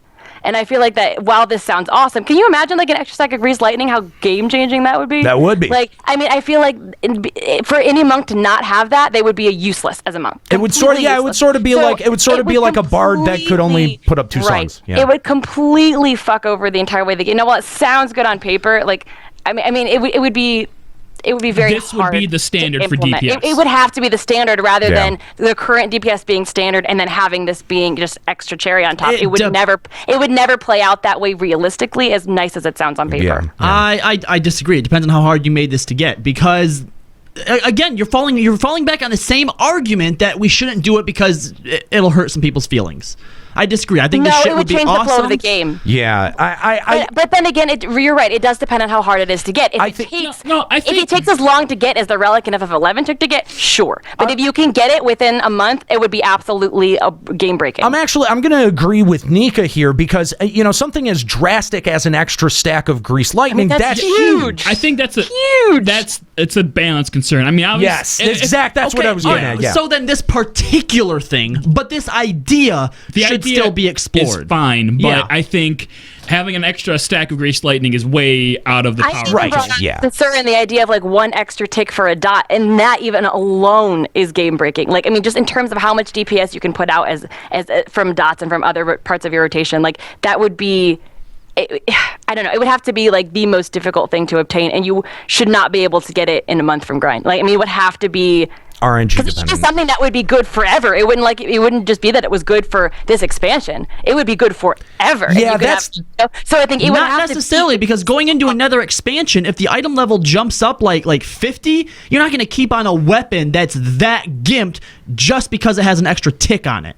Because then everything else that you do is now underpowered. less potent. Yeah, that's actually kind of a good point. They could make these concepts work. It just depends on what you put on them. You would have to. And you know what? Who fucking cares if it's overpowered? Gear loss. Well, no, you do need no. As Juxta said, it's really important to balance properly. Yeah, and you don't want the reward to be so broken that it breaks every class that doesn't have it. True. I think the monk one would add like another 400, 500 DPS by itself. Then that would be too high. Yeah. Isn't there some monk thing where you have to use your stacks do other things? There's 2 things. You can use your stacks like a resource. You can use your stacks for TP, or you can use your stacks for one grand finishing move at the end. Okay, so maybe the monk one is every 3 minutes when you use that, it doesn't consume a stack. Would that be too broken? Well, it uses all of your stacks. Oh well, then it doesn't use them, or it only uses one. Who knows? Anyway, the point is there's ways to do this, but these are the kinds of things that would make jobs more interesting. And it would be cool to farm for shit like this. Yeah. I think the idea is worth exploring, but I think either it has to take multiple expansions and be good over time and not just put it into a weapon, or it has to be something that's not as game breaking. Yeah, no, I agree. I agree. Nico, how about you take this next email from Dread Poetic? Sure. All right. He says, "Hello, LBR crew. I was on Reddit the other day wading through the filth of the we wants when I came across a thread discussing fates for Disciples of Hand and Disciples of Land. Reading down further, another contributor mentioned a concept called Hamlet Defense for 1.0. I remember this. Yeah. Of course, I did my Googles and discovered that these were interactive events that included all the classes of war, magic, and land alike that allowed for players to contribute to the lands they held dear. Yes. My question, since some of you may have been playing since 1.0, was this event effective, and do you think it would be worthwhile for Yoshi and the team to implement it in the game currently? I feel like it could help players feel more involved and valuable to the world if implemented properly, keyword being properly. Thank you for taking the time to read this email. Sincerely, Dread Poetic in the chat, or Hippolyta Starwin from Brunhilde." Well, thank you very much for that email. I did play 1.0. I did do Hamlet Defense. It was a gigantic clusterfuck. Yeah, and I can say, well, it was another one of those things where the concept was cool and people liked the idea, but then after a while they stopped doing them because it kind of took out, you had to go out of your way to the hamlets to defend them and get, so much bonus for that area, when you could be, especially now, you could be over there grinding items for your relic, or you could be raiding. And then this, it was almost like content that was there, but it, like Diadem, basically. It was cool at first, but then it really didn't serve a purpose and people had better things to do. And the rewards out of it weren't that fantastic either. So, Yeah, it was a cool idea, and people who did them really enjoyed them, but it was so pointless. I think I did one, and I didn't do it again because there really wasn't a point. It didn't benefit my character. Some of those, which is what he said, keyword properly, but I mean, some of those concepts seem like they would play roles in the PvP zone thing that we discussed earlier. So I think I would like to have fates for Disciple of Land classes. Anything to make those XP go a lot quicker. Actually, that's a good point. That would be nice. Maybe have them pop at the rate that the Beastman fates pop. So you'd have to keep an eye on your map for when it pops. Or they pop after you've gathered so much in the zone. Oh, that's also a good one too. I like that. Force popping. Yeah. Kahlo, how about you take our next email here? Planning of the gruesome demise of the LBR hosts has not been proceeding as I would like. Delays and logistical issues have thus far prevented me from putting any of my plans into action. I have some hope, though, that some headway will be made soon, and LBR will be made to suffer for that flagrant insulting of the role-playing community. Oh, God. I would estimate that plans have reached 22% completion, but the current problem lies in the exclusivity of cyanide, mozzarella cheese, and a pizza delivery uniform that will cover my horns. Is someone fucking role-playing at us in email? I am still disappointed by the failure of my latest plan. I could not fill a swimming pool with cats without many of them escaping and lowering the cat level, effectively putting an end to Operation Ironically Drown Kahlo and Pussy. Nika's detachment from the rest of the team is still something I am confident I can capitalize on. Yes, it's true I don't recall ever hearing Nika openly abusing the RP community, but after killing the rest of the team, it seems a shame not to continue just for the thrill of the pentakill. Nico, what are your opinions about the roleplay community? I mean, I would never join an RP server. However, if someone RPs, I'm not. Does it? I don't have an opinion either. No. When it happens around you, does it make you cringe? Only if the things they say are really cheesy. But if someone has an RP macro or something for raise, I don't care.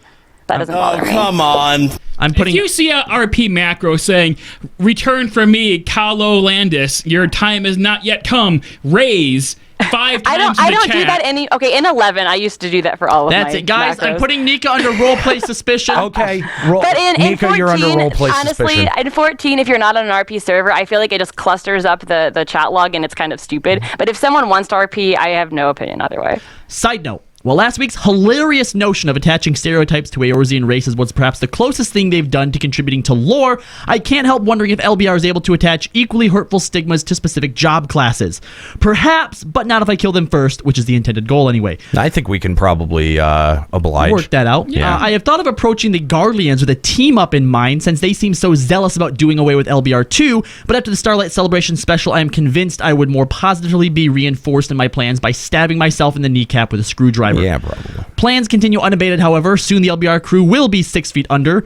or dissolved in a bath of chlorine, whichever seems most appropriate. I can only hope my opportunity strikes soon. From the diary of Silite Winstead. Well, thank you for that email, Silite. Oh my God. Yeah, I don't really know how to respond to that. All right, we're going to take one final email here.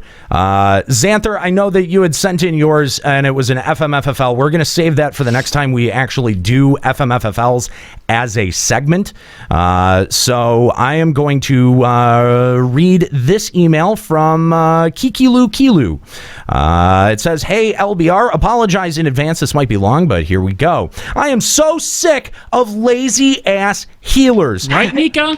Here we go. What? The ones who come into duty thinking that they can leave all the work for the other healer in the party. In this case, me. I seem to remember a Void Arc, Nika, where you commented, "Oh, hey, I'm not even healing at all. I'm just doing damage." Yep, Thor carried everyone. No, it's because Thor was carrying everyone. Actually, I'm pretty sure Thor said, "It's okay, I got this."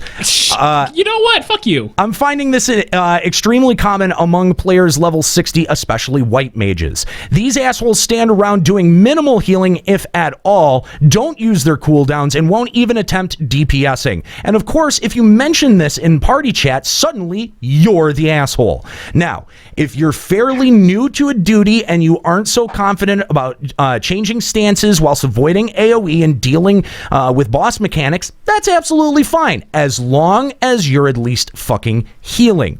I actually had a white mage in Void Arc the other night who said that we should really be picking a boss each.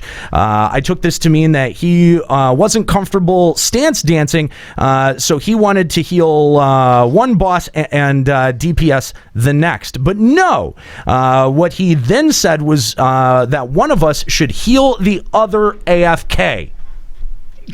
What? What? One healer should go AFK, and the other one should do all the healing, and then trade that off. Are you fucking kidding me?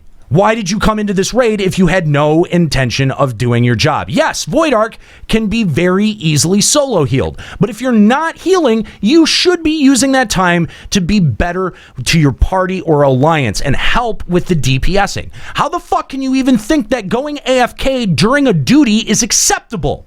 Dungeons, raids, etc. are team efforts. If you're not willing to be a team player, then you shouldn't be in here. I used to enjoy running things like Void Arc and would play it over and over just for fun. But people like this fucker are why I dread having to do it even once when the reset is for this week. Or when a friend asks me to come in and heal for them. I'm a white mage myself, and I spend the majority of my time stance dancing. I'm also about as casual as they come. So if you don't keep up with me, you need to stop buying your players on eBay and learn how to play the fucking game. Get good or get out. Much love to everyone at LBR, and thank you for reading my email, Kikilu Kilu of the Lich server. Thank you so much for that email, and that's a good point. It's a really good point. I was going to say, if he said that in party chat, he should have immediately been kicked by everyone else. I absolutely agree. I'm surprised. Yeah. What the hell is wrong with you? That party should have booted him immediately. That's what I would have done. It would have been vote kick from... And then take a screenshot and go to Facebook and fucking flame him there. Yeah. They like that kind of shit. They do. All right. You know what? I want to actually read one more email, and this is from M. We actually got this last week, and we, of course, didn't have time to get to this. Yes. I really, really like this email, and May I? Yes, I would like it read for M. So right. Go ahead. Hello, Limit Break Radio. This email isn't about Alexander, Anima Weapons, or a Nero. This email is about communities, specifically the community that you have all harvested here at Limit Break Radio. But first, a story. I'm a frequent listener who has only been active on chat for 2 weeks and listens live every chance I can. I would want to say that I feel pretty connected to LBR. Over the past couple of years, I've been having lots of life issues, and to put it briefly, I have not been in a good mental state ever since. Recently, at the time of writing this email, it happened 20 minutes ago, during one of Kahlo's live streams, a tiny thing sent me into a pretty serious death spiral of emotions. Not Kahlo's fault, don't worry, friend. I messaged one person who I barely talked to before in chat, who will be called JM, for help. He talked to me for just about an hour, calmed me down, and I explained my situation to him. He did something that I thought would never happen. He helped me. To think that some nobody who has only ever been inactive in this community for about 2 weeks can have an intimate and personal talk about dealing with such serious things like depression and suicide and show actual fucking compassion and care is mind-boggling to me. You guys here at LBR have created something special. You people made a community of smart, caring, and friendly individuals that support each other through the worst, and I hope that you guys will take that to heart.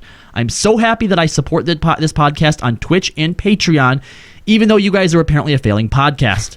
I'll be happy to support LBR until the last Final Fantasy XIV server is shut down forever.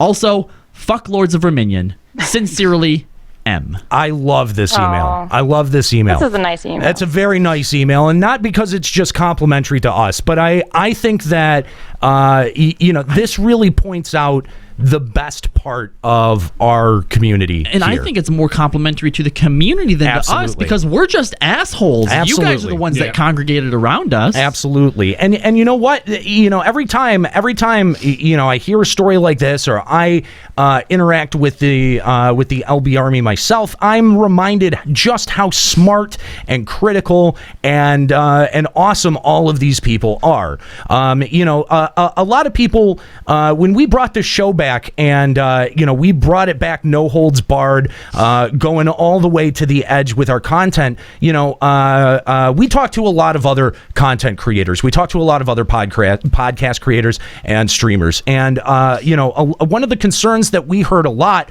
was, look, if you start cultivating this kind of attitude, what kind of audience are you going to be left with at the end of the day? You're going to be awesome one. You're going to be left with a group of totally detached, disaffected psychopaths that will just look to tear your show down and everyone else down the first chance that they get. And that's not true. It's definitively not true. We have been doing the show exactly the way that we want to do the show now for over 2 years. And the fact of the matter is that you guys get smarter. You guys get more,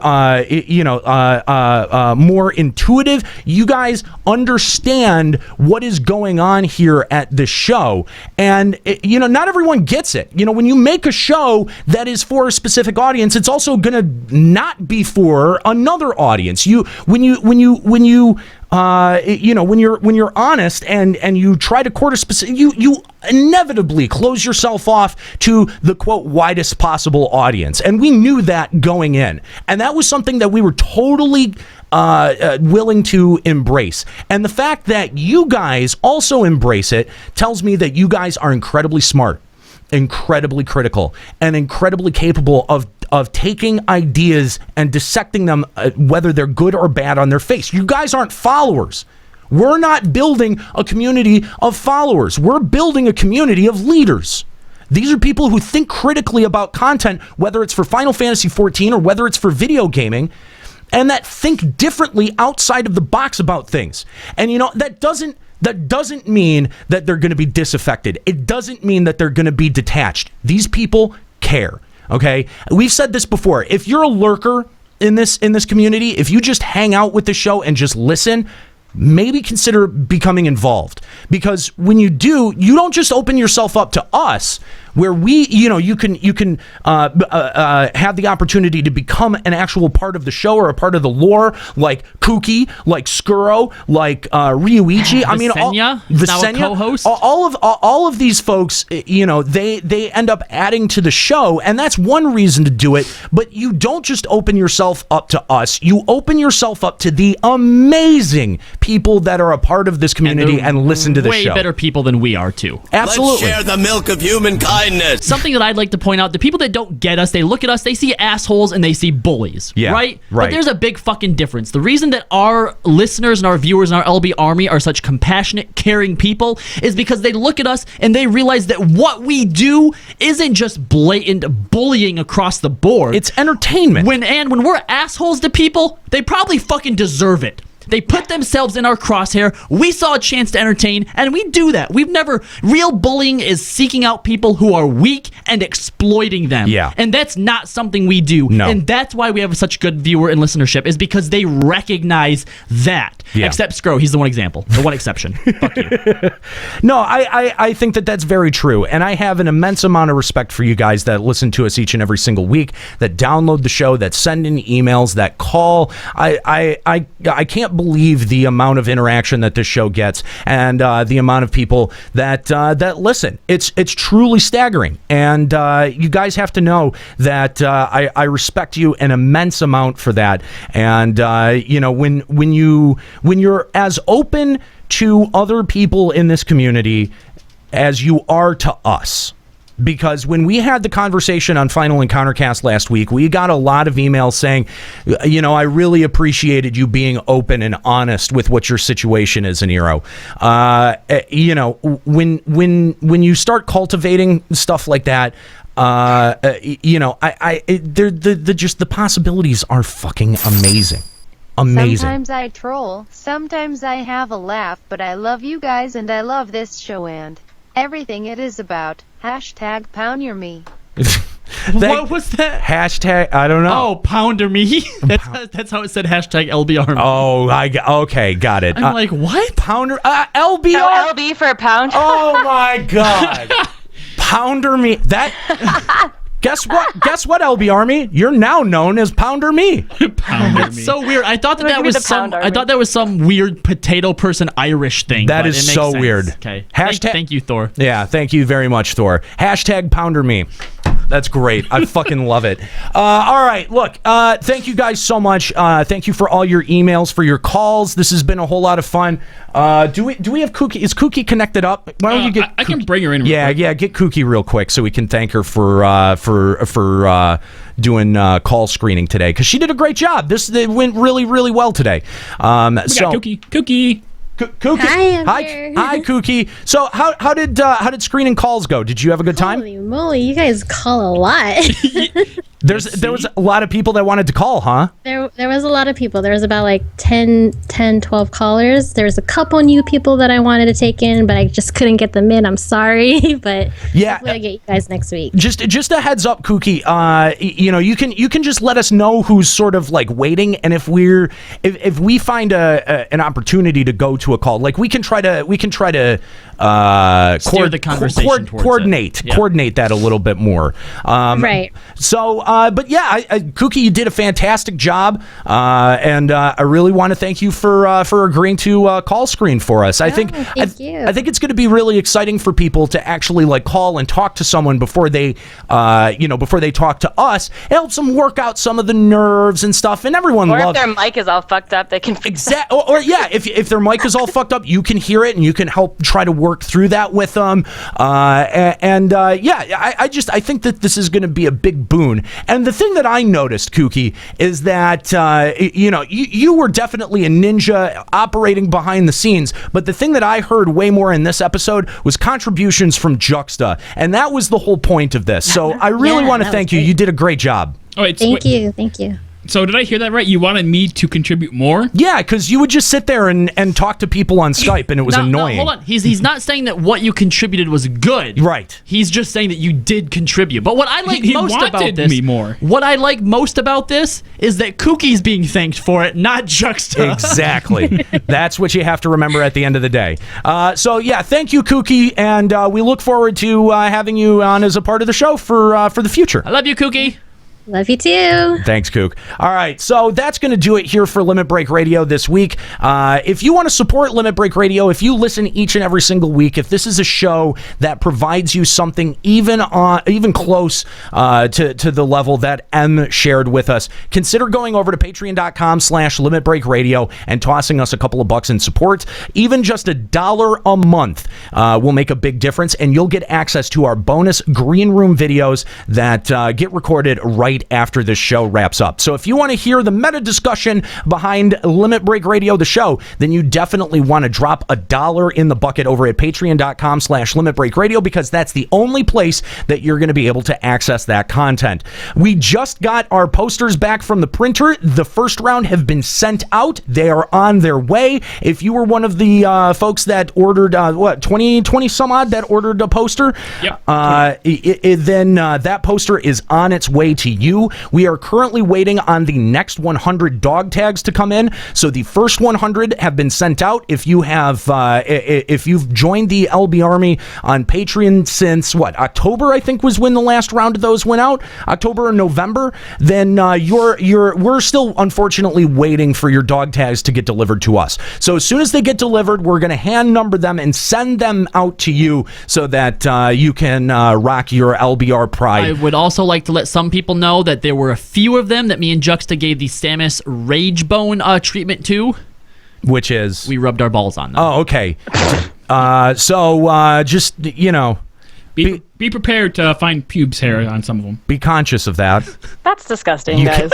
I guess just stop. You can't unknow that. Just so you know, you just can't unknow that. Anyway, so yeah, if you have joined the LB Army recently, look for your bonus gifts. They will be coming to you shortly. We're still working on the T-shirts. That's there's been a bit of a hiccup. Also about the bet, we are going to do all of the bet stuff. All of that is going to be concurrent on one episode. Currently, we are waiting on hearing back from the tattoo artist. We've had 2 that we've had confirmed, and both of them have just bailed kind of at the last minute. So we're trying to get someone locked in to do the tattoo, and once we have that in place, we're going to be able to structure the rest of that. So for those of you who gave to the bet, who keep wondering where the payoff is, it's definitely coming. Hang on a little bit longer. It's like the dragons in Game of Thrones. You've been waiting 4 seasons for those already. You're just going to have to wait just a little bit longer. We're just got Winter is coming too, guys.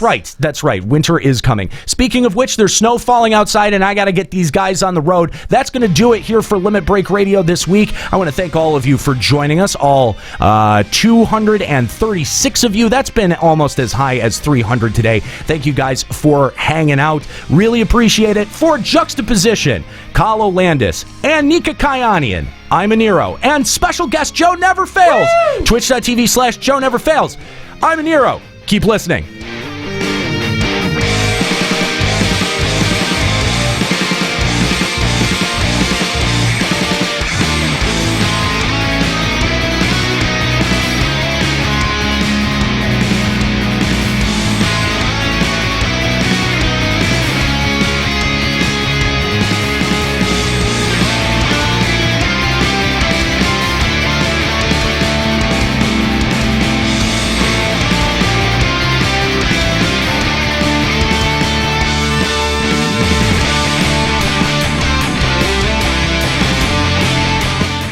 Limit Break Radio is a production of LimitBreakRadio.com and Bender Media Productions. Today's episode was produced by Kalo Landis. Final Fantasy XIV and Eorzea are trademarks of Square-Enix. Funding for Limit Break Radio is provided by Miri Kennett, Captain Failboat, Zurian Urexin, Azura Giacho, Bianca Forwin, Kalina Ashsaber, Thor Carson, and fellow Limit Break Radio listeners. To support Limit Break Radio, visit patreon.com/Limit Break Radio. Opening music in this episode from Daniel Lambie. Listen to Man with the Machine Gun and other great tracks at facebook.com/Daniel Lambie Metal Gamer. Closing music in this episode provided by Husky by the Geek. Listen to this and other great Final Fantasy XIV and video game rock covers and original music at facebook.com/Husky by the Geek. In-game graphics for Limit Break Radio's Twitch stream are provided by Diamond Multimedia. Check out their line of AMD graphics cards and other hardware at diamondmm.com. Limit Break Radio and its hosts are solely responsible for its content.